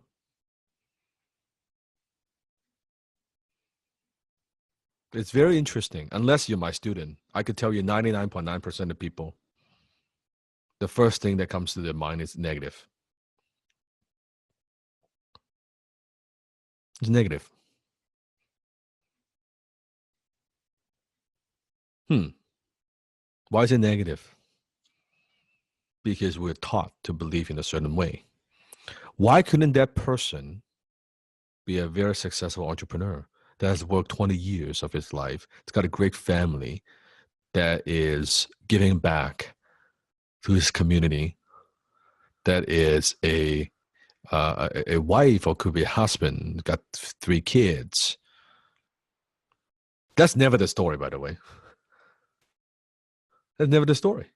That couldn't be a hard working entrepreneur who cares about people, who gives back to his community, who serve his customers. That never, people never say that, by the way. So my question to you is, how do you know? You don't. You don't. So imagine this. You have the money.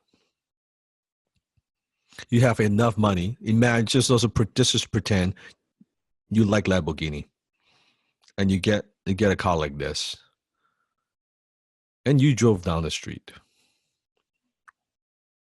Subconsciously, how do you think people are perceiving you and judging you?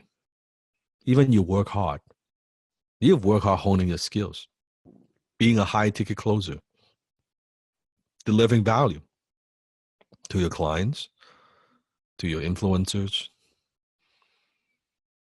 But knowing when you drive fucking prick, daddy's boy, probably gold digger, a bitch. Imagine you're driving down the street and you know that's what all they're thinking. Douchebag, asshole, greedy son of a bitch. You're like, you don't even fucking know me. What the fuck? And that lies the biggest problem. That's what holds most people back. Imagine your family gathering. Let's say Christmas, December. You know, family dinner. You pulled up in a brand new Lamborghini. What are they gonna say? What do you think your family would say to you? Do you think they'll be, hey, congratulations? No, seriously, what do you think they're gonna say? Right? Doing something illegal? What a show off. What a douchebag. What the hell happened to you? I didn't raise you like that. Right? How much you pay for insurance? Actually, Sifu, what I've noticed. Sorry, what I've noticed is they may not say anything, but they definitely treat you different. You know, they make assumptions of you, right? So, you know, or they might just say, and you didn't even do anything. You're still the same person, but then they'll be, oh, the money's just gotten to your head. What money's gotten to my head?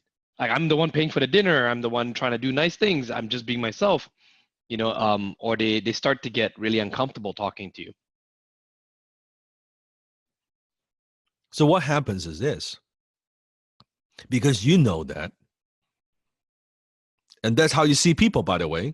So think about if you perceived whoever sitting in that seat. By the way, this is, I'm just even just giving a scenario, but I want you to pay attention to your emotions, how you react to that person, how you picture that person sitting in the Lamborghini. So what happens is, in your mind, you're like, I don't want to be like that person. I don't want to be the person that's people pointing fingers and judging. So on one hand, you want to be financially successful. On the other hand, it's like, hey, if I am financially successful, if I am sitting in that car, holy shit, all of this negative stuff, bad things people are going to say about me, they're going to perceive me in a certain way. So it's no different than you, on one hand, pressing, you know, when you're driving, on one foot, you're pressing on the gas pedal, then you're going, and then on the same time, you have that emergency brake on. That negative association is that emergency brake.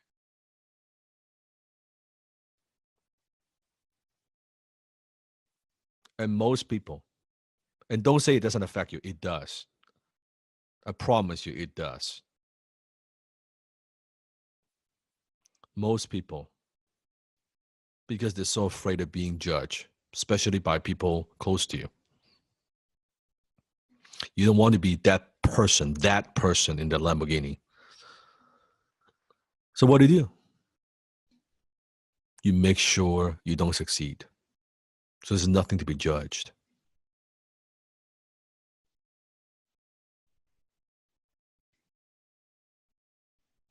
You say, no, I want to be successful. Sifu, I want to be. Yes, you're working hard, but you got this emergency brake. That's why no matter how hard you try, no matter how many things you tried, because deep down, you're not comfortable with money. You're not comfortable with high ticket. You're not comfortable asking for a lot of money. And even if you do make a lot of money, you're afraid of how will people see you, how your family see you. They'll think you're selling drugs. They're thinking, you know, you changed. What happened to you? And what hurts you the most is, don't you know I'm doing it for you? Don't you know I'm doing it for my family? They don't care. Do you know why they see you this way?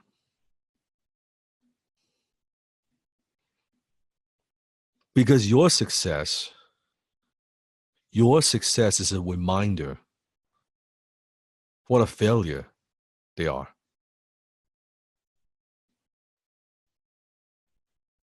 Your success, they see you succeed because when they see some people on social media, they see some people on TV, or they read it from magazine, that's like very far away. Yeah, that person is successful, that person is a successful entrepreneur, and that person made it happen, made it big, whatever, right? That's cool. But you, fuck, we went to high school together. I knew you. I knew what you were like. You're no smarter than me.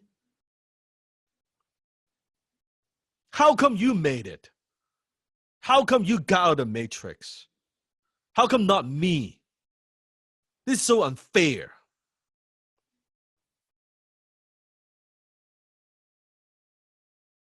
So what could they do? They have to point fingers at you. You become the target. You have to become the target because it's the only way I will still be sane. It's the only way I'll still keep my sanity because I could not look in the mirror and say to myself, this the guy, the girl that I went to school with, that I knew for 5, 10, 15 years, and now they're successful and I am not. And I know they're no different than me. They started the same place. They're not some people that I read from magazine or on TV. I knew them. Now what fucking excuse do I have? The only conclusion I could have is I fucked up. I pissed away 5, 10, 15, 20 years of my life. I'm a fucking loser. And you know what? I'm not going to face that.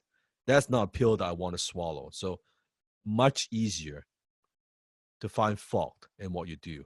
You must be doing something bad.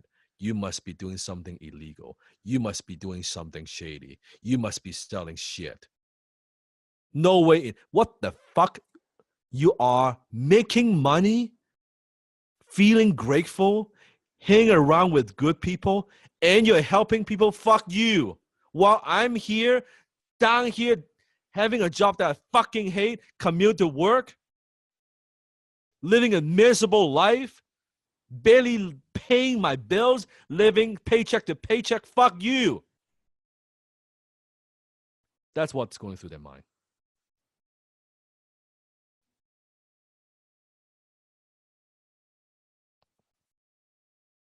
So where do your thoughts and beliefs about money and wealth come from? They come primarily from the information or programming you received in the past, especially as a young child. And who were some of the primary sources of this information, the programming? Parents, siblings, authority figures, teachers, religious leaders, media, culture, and more.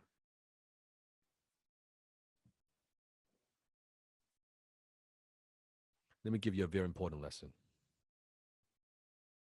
If you don't like and appreciate rich people, you can forget ever becoming one of us. I'll say that one more time.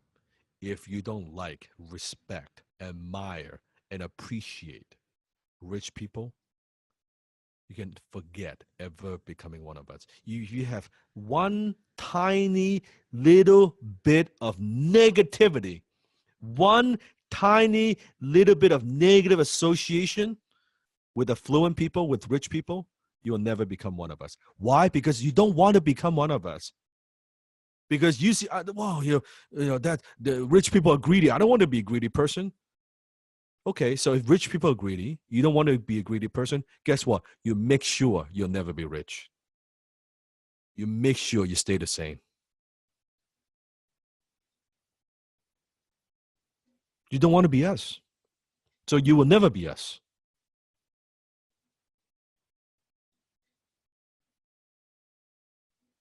So you see a Lamborghini, you better be, wow,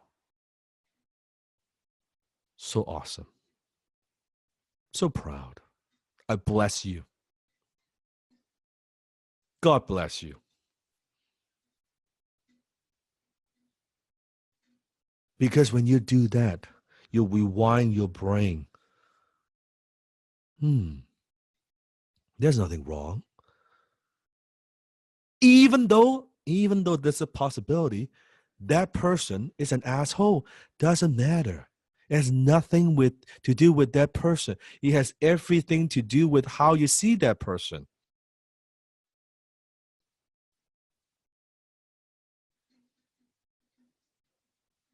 If you are rich, you want to be respected, you want to be liked, you want to be appreciated, you want to be loved, don't you? And here's a fact. And here's what the media no one talks about. The media fucking is all bullshit, right? They want you to believe and see rich people in a certain light. Right? You can see that rich people, they always like, oh, rich people, you know, they're always the scandals and all this stuff. Or they don't fucking report, oh, so and so donate so much money. Like that's like a 30-second thing. Anything that's bad, they spend 1 hour on it, right? Yeah. It's all this bullshit. But do you know why the media does that, by the way? Do you know why the media does that?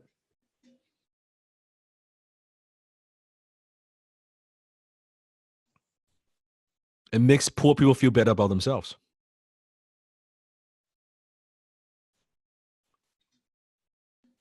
It makes poor people feel better about themselves. Just like what I share with you. People cannot accept the truth. What do you mean like rich people are happy? They cannot be happy. What do you mean they're generous? They cannot be fucking generous. What do you mean they have a good family? They cannot have a good family. How could I justify? I can't fucking justify. So they have to make up this story and shit. Oh yeah, okay, they're rich, but oh no, they're family. They fall into shit. Oh, they must be workaholics. That they're not happy. At least I'm poor, but man, I feel better about myself. They cannot bear the thought they're rich and happy and fulfilled and generous. Fuck you. Can you see how people will react? The world goes to shit. Seriously. Seriously. So they have to do that. And guess what? If you have actually met, I can tell you this. This is not from the news. This is from personal experience. You know who are the ones that are greedy? You know who are the ones that stab my back? You know the one who's like, fuck me over? That's right, the poor. You know the ones who are generous, who are always giving, who are always willing to help? Guess who they are? The rich. Don't listen to other people. Find out for yourself. People talk about, oh, filthy, stinking rich. Have we heard that before? Filthy, stinking rich. You know what? I don't think I've ever met a rich person that's filthy, stinking. I've met a lot of poor people that are filthy, stinking poor. Seriously. But you don't hear that term.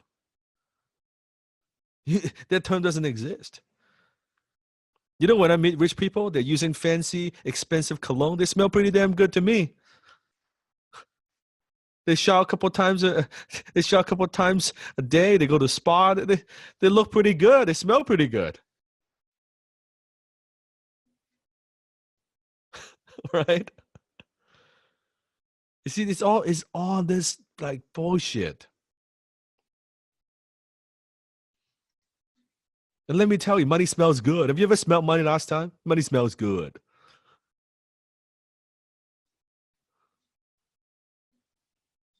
You can't get rich looking poor. You definitely cannot get rich feeling poor. Can't get rich looking poor. Can't get rich feeling poor.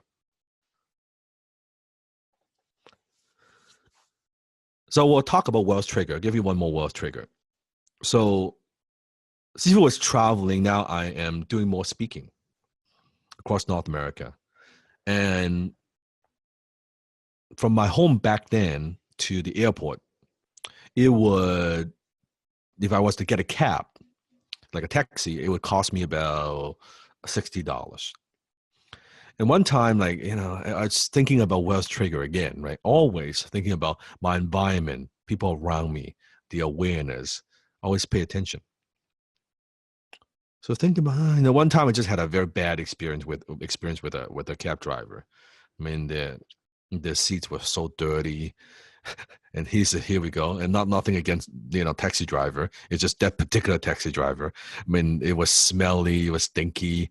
It just had a very bad experience. Okay, and I was like, oh man.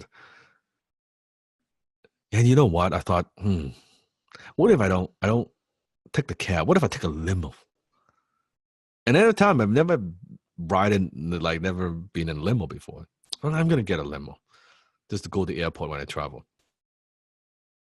So I found out that in order to go from my home to the airport, so cab is how much? $60, right? A limo costs only $100. Only $40 more. Only $40 more. And I'm not talking about those like short sedan. I'm talking like a long limo. Okay, long limo. Or those stretch one. And I sat in a limo. And I'm like, now the first time I was in a limo, again, I wasn't very comfortable with it because it feels very weird. Because I was sitting in the very back of the limo, the driver is at the very front. So to talk to him, I need to yell, right? It's very far away, and it's so big, it's got so much space. It's just myself. It's a very strange feeling, right? And you got little champagne and like Fiji water on the side, like it's just strange. Right? And the first time I wasn't very comfortable, but I noticed that when I'm in a limo, a lot of people were looking into the limo. Like even when I stop at the red light, it's like, oh, like, who's in there? Like, who's that guy? That kind of thing. I'm like, oh, I feel pretty good about myself, right? I'm like, oh, someone important, right? And so, and I got to the airport and I flew to the event. And I got to the event. I noticed something very, very strange. I performed better as a speaker. I felt better. And I made more money. I'm like, how the hell did this happen? Nobody, like, the audience doesn't know that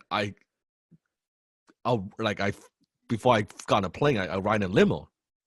But you know who knows? I do. I know. The minute I step on stage, mental game. I got here in a limo, man. Right? And from then on, I couldn't. It becomes very challenging to get in the cab again.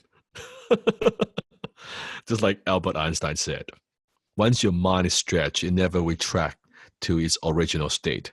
Dan Locke says, once your wallet is expanded, it never retracts to its original state. Once you get used to a certain lifestyle, you do everything you could to keep living that lifestyle. And you know what? Now I don't care as much. Like sometimes when I'm traveling, if we do Uber or whatever, I don't care really as much. It doesn't bother me as much. But back then it bothers me a lot.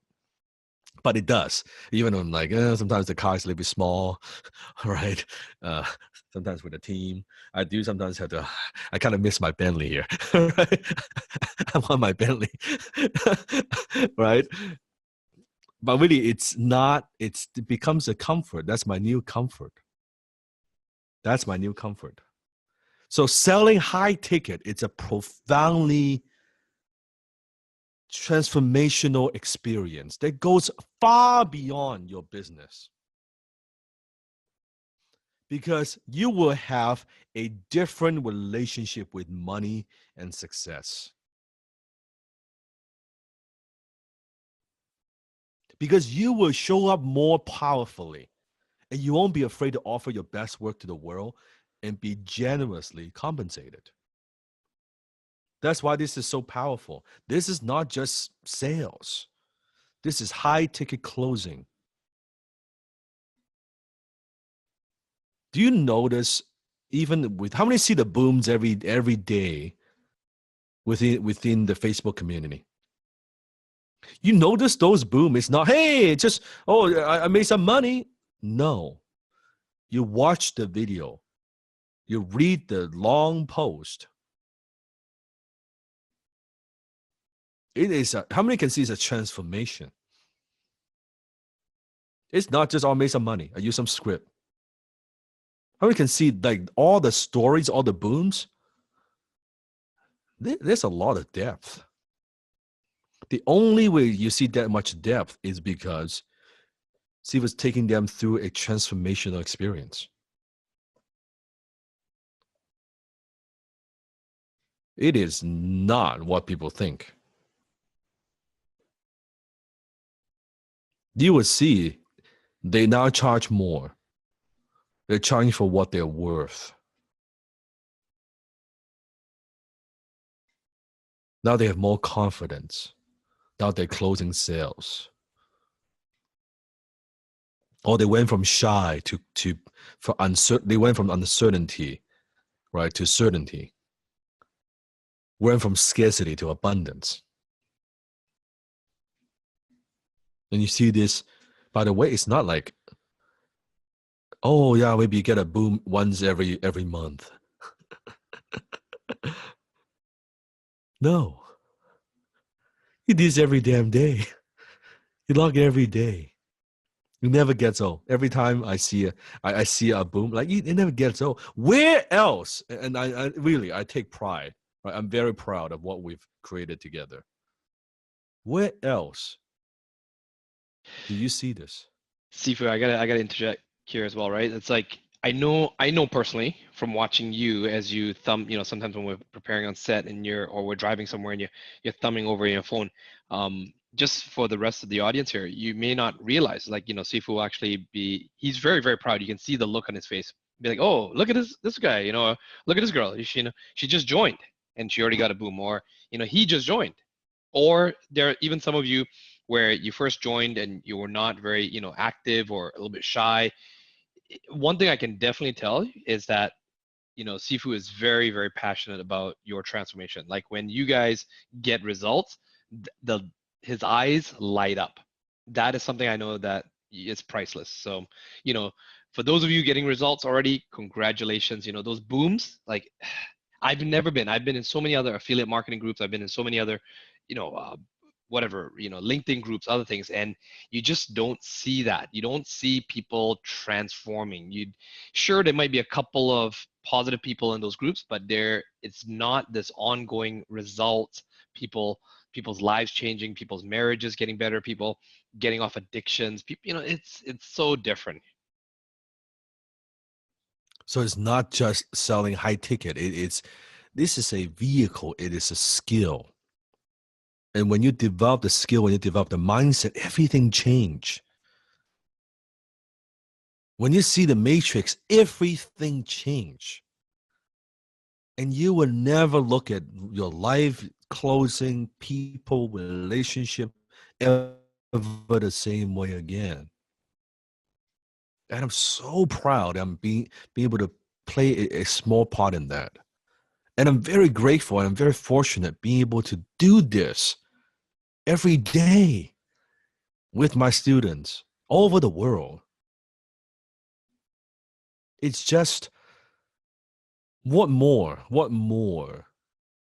could a man ask for? What more could a woman ask for? What more could a person ask for?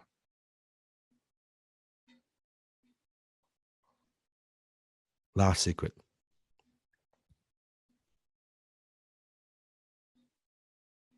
Secret number 6.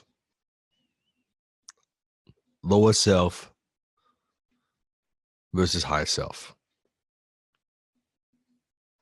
This is one of the most foundational one of the most important concepts that we teach in HTC. And it's always a very heavy concept, but it's something that I need to teach. I must teach. And we have students when I teach this, that they get very upset. Sometimes they cry. Sometimes they're shocked. Sometimes they're just speechless. But it's very important. So lower self versus higher self. So what is the lower self? The lower self is the creative center of our negative attitudes. It's where all this stuff is made up of, feelings towards yourself and others. Arising of our egocentric separateness from the totality of life. It is our defense against pain, our numbness to feeling, our disconnection from ourselves and from other people. And it is the negativity that we act out as a result of this numbness.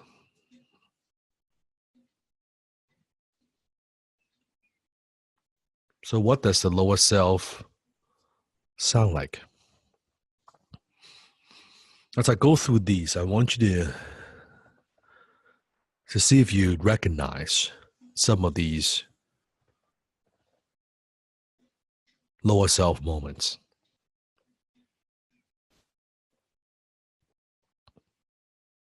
The lower self says, I can't. I can't. The lower self is immature. Immature meaning sometimes like to come to conclusions very quickly about something without doing any research, without doing any fact checking, or sometimes acting out of immaturity.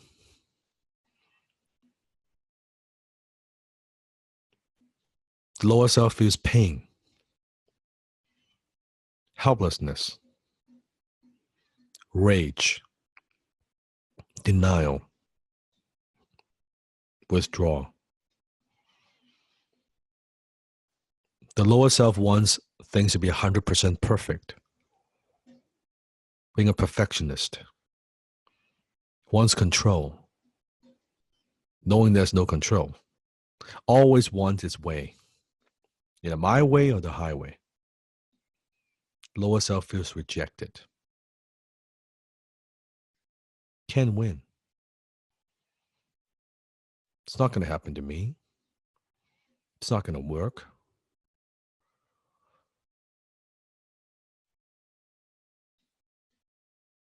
Or the lower self likes to blame, likes to play victim. Don't do this to me, life. The lower self also likes to rationalize. Shoulds, coulds. I should do that. I could do that. I should have done that. I could have done that. Full of excuses. The lower self also like to come up with false conclusions. That doesn't work. That will never work. It won't work for me. I'm different. My business is different. The lower self also likes to set impossible standards. The one you saw, $20 million, $250 million home. That's not a vision board. It's a lower self board. Why do people set impossible standards? Because when they don't achieve those goals, they have something to blame. Hey, not that I don't work hard. I set my goals too high. By setting impossible standards, it gives them a way out. But really, what they've done, they set themselves up for failures.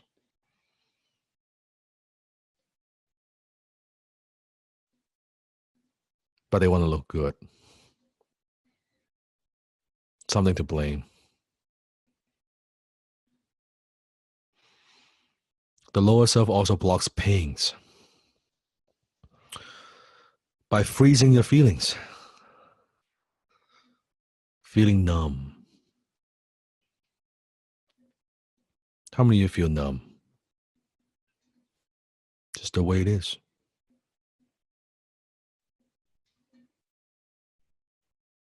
It's that numbness feeling every day. And when people feel numb, they need distraction. That's why they go watch Netflix, they go do something, some kind of distraction.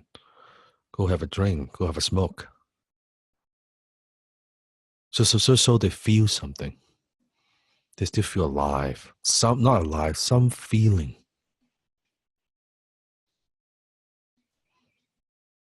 The lower self also think about, I'm not enough. I don't matter.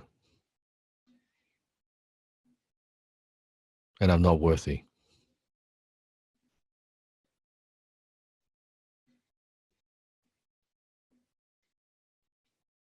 That's the lower self.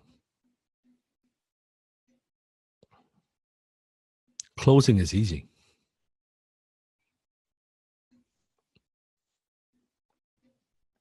Learning how to close. Anybody can learn it. That's not the problem. Lower self is the problem.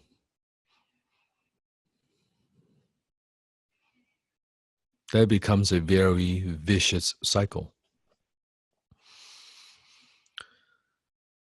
You experience rejection. Then you experience pain. It turns into hate. It turns into shame. It turns into guilt. Then it turns to self-punishment. And you circle back to rejection, to pain.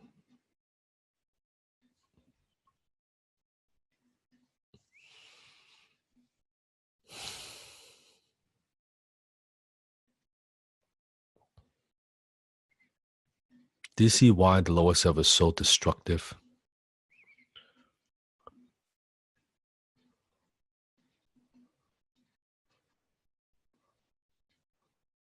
Do you know why you have a problem? You have a hesitation, and I'm talking to you. Why you have a hesitation? Simply making an introduction video and posting that on Facebook.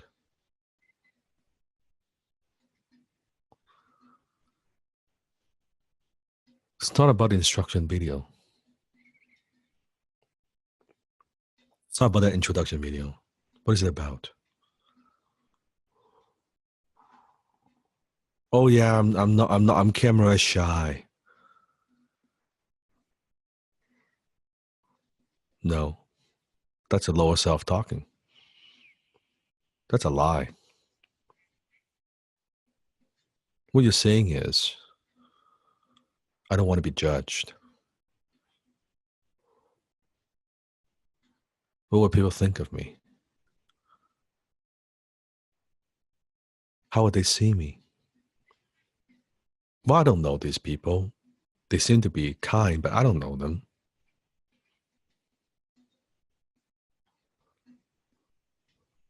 It's not about the video. It's not about being good on camera or not. There's nothing to do with that, actually.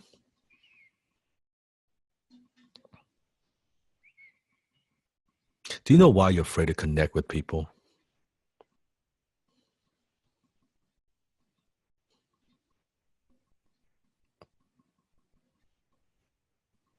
Do you know why you sit on a sideline?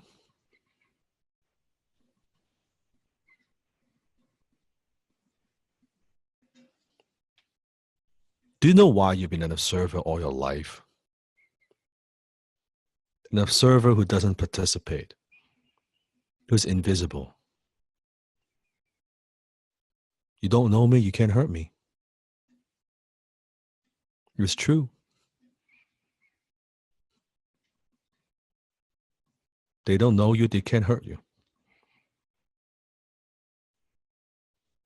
But they don't know you, they can't help you either.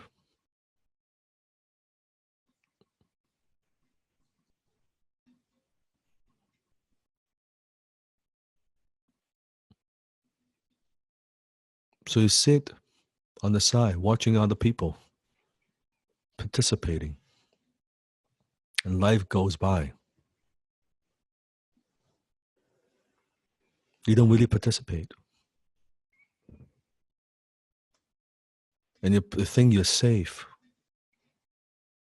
And you may be safe. But are you happy?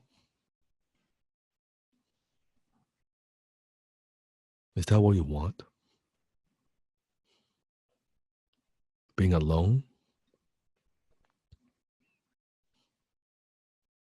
Don't matter? People don't even know you exist? Is that how you want to live? Is that who you want to be? Is that how you see yourself?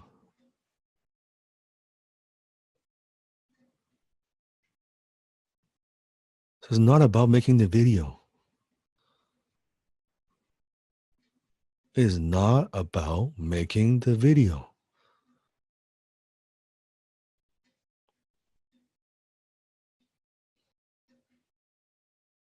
Everything Siva asks you to do has a purpose. It's to make you learn something about yourself.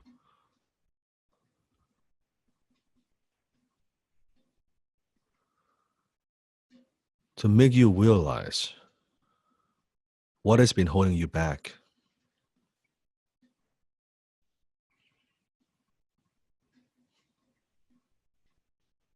Why you're not where you want to be. It has nothing to do with a vehicle. It has nothing to do with a gimmick. It has nothing to do with technology.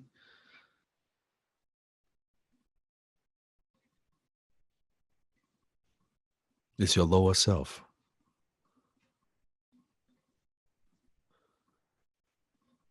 And you've been controlled by lower self for too long.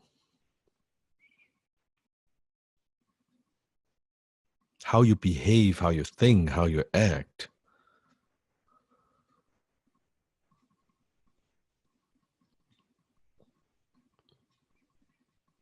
And what is very sad is most people don't know it. And they think it's them.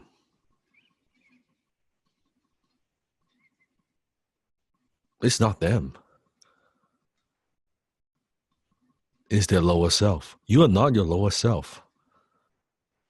You're you.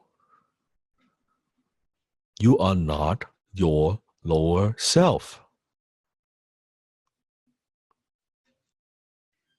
Your lower self is your conditioned self. It's your programming from the past, from the media, from parents, from your friends, from relatives. You're not your lower self.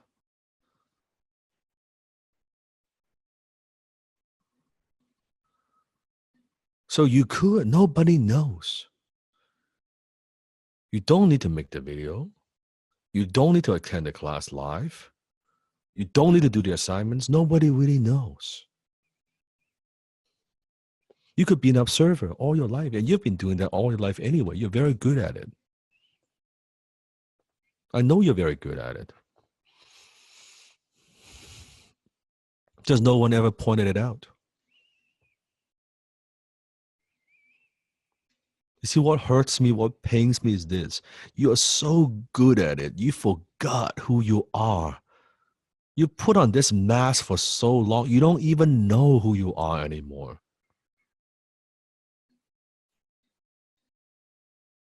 You don't recognize. You look in the mirror and you say, is this who I am? Is this me?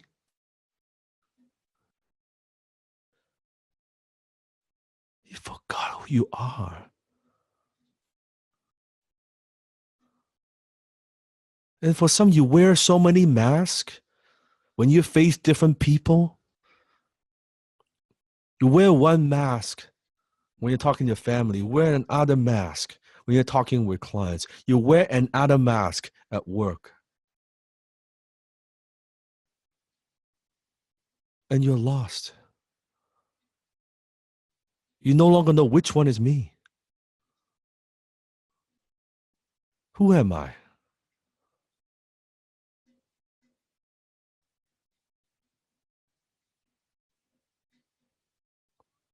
Who am I?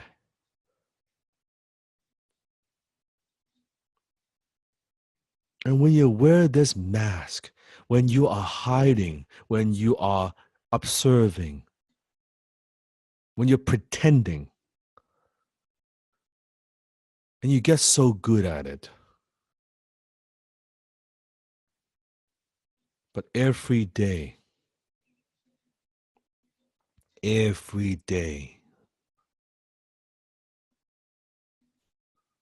die a little inside. And you wonder why you're depressed. You wonder why you're unfulfilled. You wonder why you're unhappy.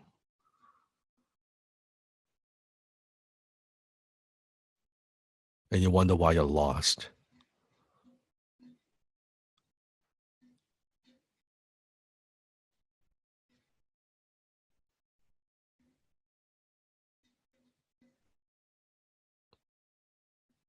But you're not your lower self.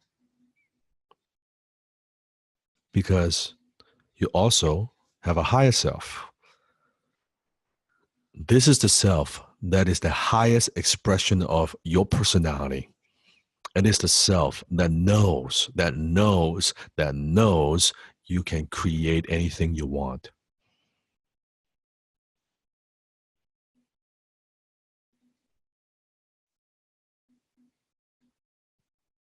Have you ever noticed? Have you ever had those moments that you know you're just in the zone, that you are in flow, that things just happen, things just work, right? And you or that sense of time is lost. That wow, I was just gone by. What happened? That you're excited, you are happy, you're energetic, you're alive. Those moments, that's your higher self. We've all had that. Have you had that? Moments in your life that you know, that's your higher self. So think about that you have this almost like an angel and devil on your shoulder. The angel is the higher self and devil is the lower self. There's that voice, a little voice, the negative voice. We all have that. Sifu has that too. We all have that. The key is, who do you listen to most of the time? Who do you listen to most of the time?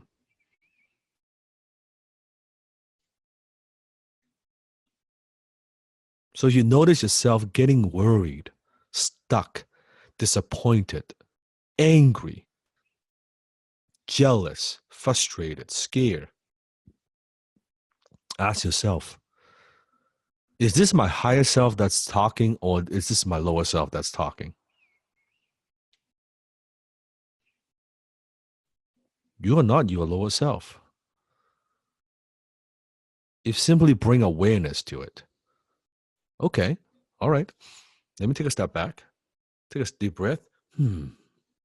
Is this my high self that's talking, or is this my lower self that's talking?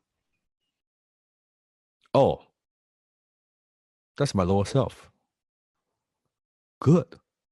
Because you can choose not to listen to your lower self.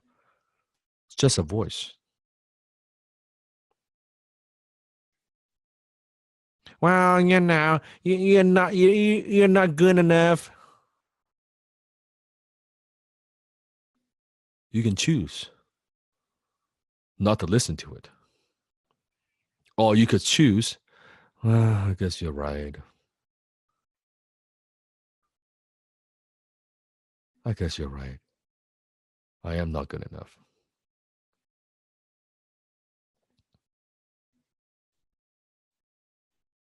Who do you think you are? You're not qualified to do this. Now, I teach all my students, actually do this with me. Do this.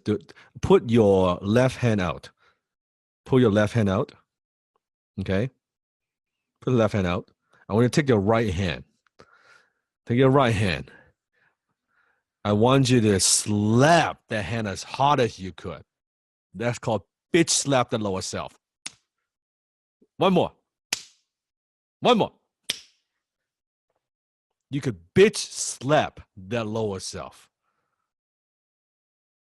So when you catch yourself, who do you think you are? You're not good with sales. You speak with accent. Fuck you, lower self. Shut the fuck up.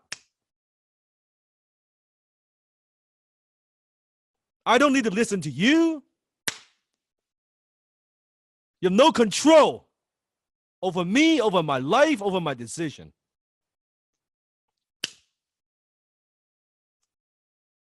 You can bitch slap that fucking lower self all the time. And when you bitch slap that lower self enough time, your lower self shut the fuck up.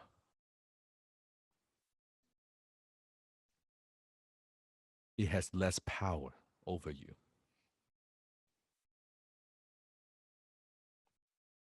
Now the lower self, every time the lower self wants to say something,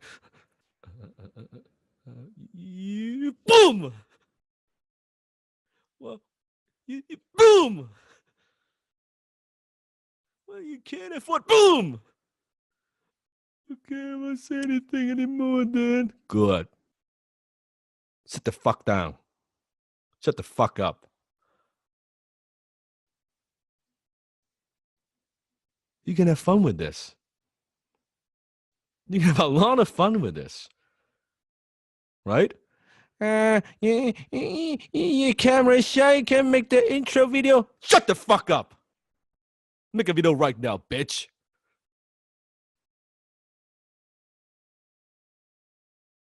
See how that works? You could. Bitch slap the fuck out of it. Don't give it any power. Don't give it any power at all. Zero. Zero. Also, one of the tools that Steve is going to give you is our HTC Creed. This is a very powerful way to bitch slap the lower self. So in the morning, you do the attitude gratitude, which it trains and rewires your mind for abundance. But this is what I give to all my HTC students. This is something that you could read every single morning to bitch slap that lower self. To say, hey, this is who I am. And this is what I'm capable of. None of that guilt, rejection, none of that bullshit. So I'm going to give this to you. You're going to be able to download it within the Dan Long University. Print it out. Put it on your wall. Every day. Read it. Live it. Sifu, can we go through and read it together? I'll let you do it. All right. Everyone ready? I am able to blaze through every door of opportunity, and I play with resistance. I'm committed to my results and I make no excuses. I take massive action, and every moment of every single day, I do whatever it takes to move me towards my dreams. I have the power to build what I want, the courage to create what I dream, and the tenacity to have whatever I please. I have the capacity to ask the right questions and the ability to listen with intent. I strive for excellence, yet I'm not attached. I'm a role model to many and a champion for all. I think in abundance, not scarcity. I close with conviction and absolute certainty. I have the confidence of a winner and the clarity of a doer. I feel the fear, but I do it anyways. I have the power to channel my ambition and the fortitude. I take responsibility for my own journey and I'm willing to take risks for my destination. Every call I make, I start with a high level of positive expectation for success.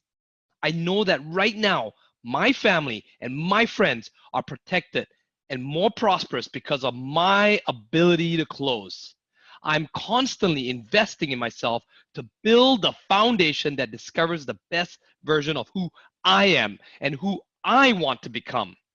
My time, money, and reputation are my most valuable assets, and I invest these assets for the right clients with the right services to deliver the right results. I'm like the spirit of water, born to flow and be free. My name is, and I'm a high ticket closer. My name is, and I'm a high ticket closer. My name is, and I'm a high ticket closer. Yay! Very good. Imagine you start the day with the creed. You shut down that lower self. Start the day with attitude, gratitude. Before you get on a closing call, you put yourself in that state of mind. You read the creed. You're not your lower self. At any given time, you can choose who to listen to, your lower self or your higher self. You'll also find the HTC Creed audio with my voice along with epic music in the Danlock University. So if you want, every morning, you want to do it alongside with Sifu, you can play the audio and read it out loud together. I challenge you, do that and see how that feels. Don't do it for a day. Don't do it for 2 days. Do it every day. Every day. Make that part of your morning ritual. A lot of successful people talk about having a morning ritual. Make that part of your morning ritual. HCC Creed, attitude, gratitude. Start the day with that and see how your life will transform. But I want you to think about your lower self. It's almost like a CD. Now, for the millennials, they're like, Sifu, what is a CD? CD is one of those disc that you used to put in a CD player, it's called, right? And it plays music. Right? It's got different tracks. Back then, believe it or not, back then CD was very popular. So I want you to imagine that it's a CD. That your lower self has certain sound as a voice. Now, what happens is when you play that CD, play that lower self CD, every single time you play it, it sounds the same. Rejection, embarrassment, shame, guilt, self punishment. You don't like it. the damn thing just keeps playing and playing and playing every damn day for years. It's like I'm sick and tired of this fucking lower self CD, but it keeps playing. And now you have that track in your mind right now, plays 24/7. So if you don't want the CD to keep playing, now we cannot change the CD because the lower self is always there. It's always there.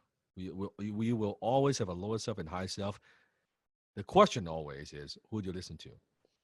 Now, but if I want to shut the lower self down, shut the lower self up, I've given you the creed.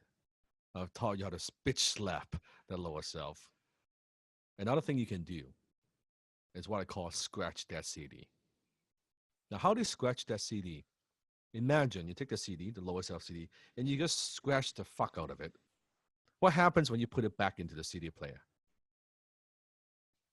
What happens? That's right. It doesn't play. It goes into, it keeps spinning and spinning and spinning, but it doesn't play. Or it skips a certain track, right? It's all messed up. That's the CD. Now, what do you do besides, so we have every single time when you read the HTC Cree in the morning, that's one scratch. If you want this damn thing, make sure it doesn't play. How many scratches you want to give it? You want to scratch the shit out of it, right? You want to destroy that shit. You don't want to scratch a couple times. It might still work. No, let me make sure this thing. I want it to be so bad, so many scratches, right? So besides that, I'm also going to give you, Steve's going to give you the mini Creed. The mini Creed is something that you can put on your cell phone, your smartphone. How many times you look at your phone every day? 10 times, 15 times, 100 times, 200 times. Now, every single time you look at your phone, and I give you both the smart iPhone and Android version of it. You can see both. I want you to mentally just read it out loud, just mentally. Every time you do that, it's a scratch. Imagine you scratch your phone 10, 20, 30, 40, 50. Scratch that CD, right? Scratch that 10, 20, 30, 50, 100 times. That CD won't fucking work. It will not work, even if you want it to work. You scratch the fuck out of it in the morning, every day, all the time. How many are committed? How many want to scratch that CD? Yes. Yes. So you'll be able to download that from the Denlock University as well.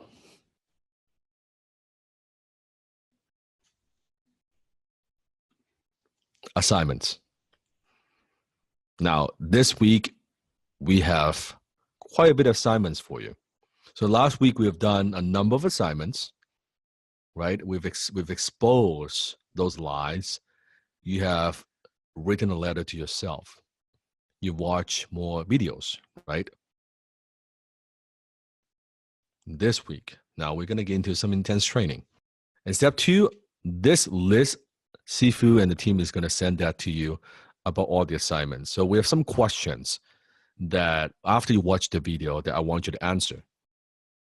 Being able to recognize, what are your personality, right? What resonate with you? What is your gem, GEM, your gemstone type? Because I believe every single one of us, you're all precious. You're all a stone. One is not better than the other. All 4 are good. All 4 are good. And all 4 have strengths and weaknesses. And then I want you to think about the people in your life, your spouse, your mother, if you have children, your close friends. What are their personality types? Being able to recognize. This is such a powerful exercise. How many of you have kids? Put in the chat. You know how sometimes that you want your kids to behave a certain way and you tell them to do certain things, and then you're like, how come they don't listen to me? Sometimes partially it's because you're a certain personality type. Maybe your son, your daughter, they are different personality type. So if you communicate the way that you always communicate to yourself, it doesn't resonate with them. But if you communicate the way that they want to be communicated to, now you get through to them. So this has helped so many family, parents, and father and mother, just better communication. Even if you have, you have parents, you want to better communicate with the parents, this would also help you tremendously as well. And from the list above, we talk about when conflict arises, like which gems do you have the most conflicts with, right? How do you handle these differently? Which I'm going to teach you all of that when you watch the training. And after learning this information, because next week we're going to deep dive into the different personality type, right? How could you close different personality type? And what things would you change? What things would you change? Number 3. Now we talk about the money beliefs. We need to examine, just like exposing the lies. We need to examine your current money beliefs. So once you answer these questions multiple times, again, don't worry, all these will be sent to you through an email so you get all the assignments. But I do want to go through it, walk you through it, okay, with you.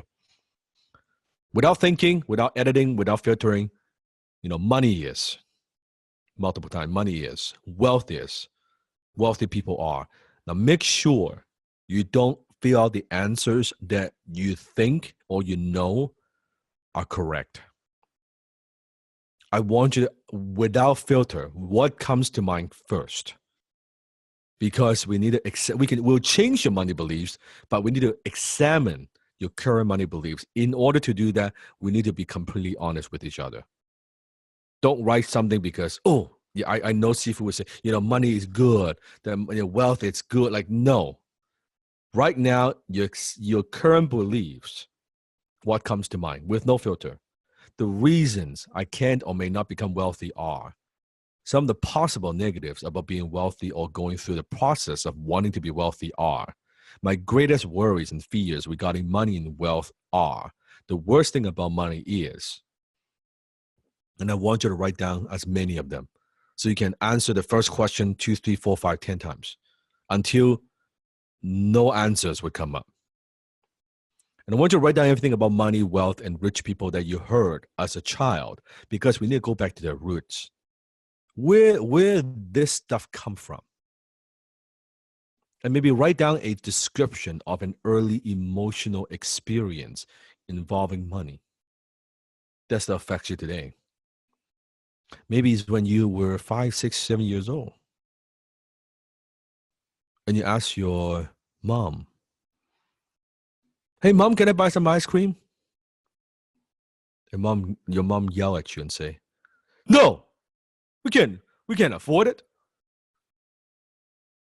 What, you think money grows on trees? Whatever it is. But I bet there's one incident. There's usually one big one, an early emotional experience involving money.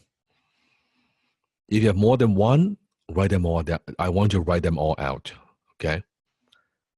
And write down the conclusion and story you created from that experience and how that story has affected you up to this point. And every time you write it down, this is not just writing it down, this is you having the conversation with yourself. We got to dig deep. I want you to write down your family situation and each parent's or adult guardian's habits. They are ways of thinking and being around money as you were growing up. And describe who you might be similar to or sometimes opposite to, and in what ways. What was your parents' financial situation like? What are those conversations like? Were you raised with a feeling of scarcity and not having enough, or in abundance and wealth? What did your parents teach you about money and making money? What did they teach you about wealth, about rich people? answer all of that. Because when we lay it all out, all your current money beliefs, what are you going to find? You're going to find exactly what's been holding you back. You're going to find out, oh my God, no wonder I'm struggling to make money, or I'm struggling to keep money. Look at all this negative shit that's in my head. Look at all these things. But no one ever pointed out for you. Shine a light on them. That's what we're going to do. Because once we shine a light on them, we could change it. But we need to find out. We need to dig deep. We need to bring them out first. Does that make sense? So take your time. Take your time to do this. Step 4. This is fun. We're gonna get comfortable with money. We talk about this. Most people don't have money because they're not comfortable with money. So we're gonna learn how to be comfortable with money. Now, Siva's taught you about wealth trigger, right? We talk about the environment, right? This is the money game. So I want you to get a lot of cash. A lot of cash. You know, you want at least like one big stack of money, not a couple bills. You want a big stack of cash. It can be small notes, doesn't matter, but you need a lot of them. You need a lot of them. And then what I want you to do is I want you to play with them as like a kid would play with like balls and toys and stuff. Be creative. I want you to throw them around. I want you to let them rain. I want you to swim in them. I want to rub them against the skin. I want to touch I want you to smell it and feel it. Have some fun with this. Step 5, continue to immerse yourself into Sifu's teaching. Watch 10 videos a day, minimum 10 videos a day, especially the ones on closing, because next week we're going to closing. We have a lot of sales and closing video. So watch some of that. It will give you a very good jump start. When we go into next class, we move fast. It's intense. How many of you find this tonight's class just a little bit overwhelming? Just a bit. Yes, that's right. That's right. How many of you committed? Then flex. Then flex it every day. You got to feed your mind with the proper nutrition. Not the negativity, not the media bullshit. Feed your mind with the proper info, the proper beliefs, the proper new belief that you need to install in your mind. Step 6, program your mind for wealth. Every day in the morning, I've said it many times, attitude of gratitude is one of the most important things I could teach you. You cannot be fearful and grateful at the same time. When you are grateful, you will not be fearful. And human beings, we don't naturally feel grateful. It is something that we have to very consciously, intentionally do. You got to do gratefulness. You got to do gratitude, right? You don't just feel gratitude. You got to do it. Middle of the day, the millionaire mindset. Before you go to bed, program your subconscious mind for success and wealth. Again, it's very normal when you listen to the exercise before you go to bed to fall asleep while you're listening to it. It's a very healthy thing. It's a very healthy thing. And read the Qi Creed out loud at least once a day. How many times a day? At least once a day. And scratch that CD. How many are going to scratch the fuck out of that CD? Install the mini Creed on your cell phone. Scratch every time, just very quickly, glance through it. Every time you look at your phone, very quickly glance through it, read it silently in your mind. You do that. It takes you a few seconds, just a few seconds. And boom, that's one scratch. Right? A few minutes later, boom, that's another scratch. That's right. Scratch that CD. And make sure you submit your completed assignments to assignments@highticketsales.com. Yes, we will remember. We will send you those assignments, all those questions from all those steps. so you won't miss anything. And we'll announce the attendance rate after each class within 24 hours in the XTC Facebook group. So last week we did pretty well. I think this week, keep my fingers crossed. I think we'll do okay. I don't know, Sifu. I don't know. It looks looking pretty tight. Pretty tight. Yeah. We'll people we'll got announce the last numbers week. tomorrow. Yeah, we'll see. Let's do it. Let's do it. And post questions and progress. If you have any question, post that in the Facebook group. If you have not made your intro video, when is a good time? When's a good time? Very good. Very good. So this class, week 2, congratulations. Good job. Good job. You've done well. You have done well. Do the assignments, follow through, and see who will talk to you next week. Same time, same place. And you are closer, much closer than you think.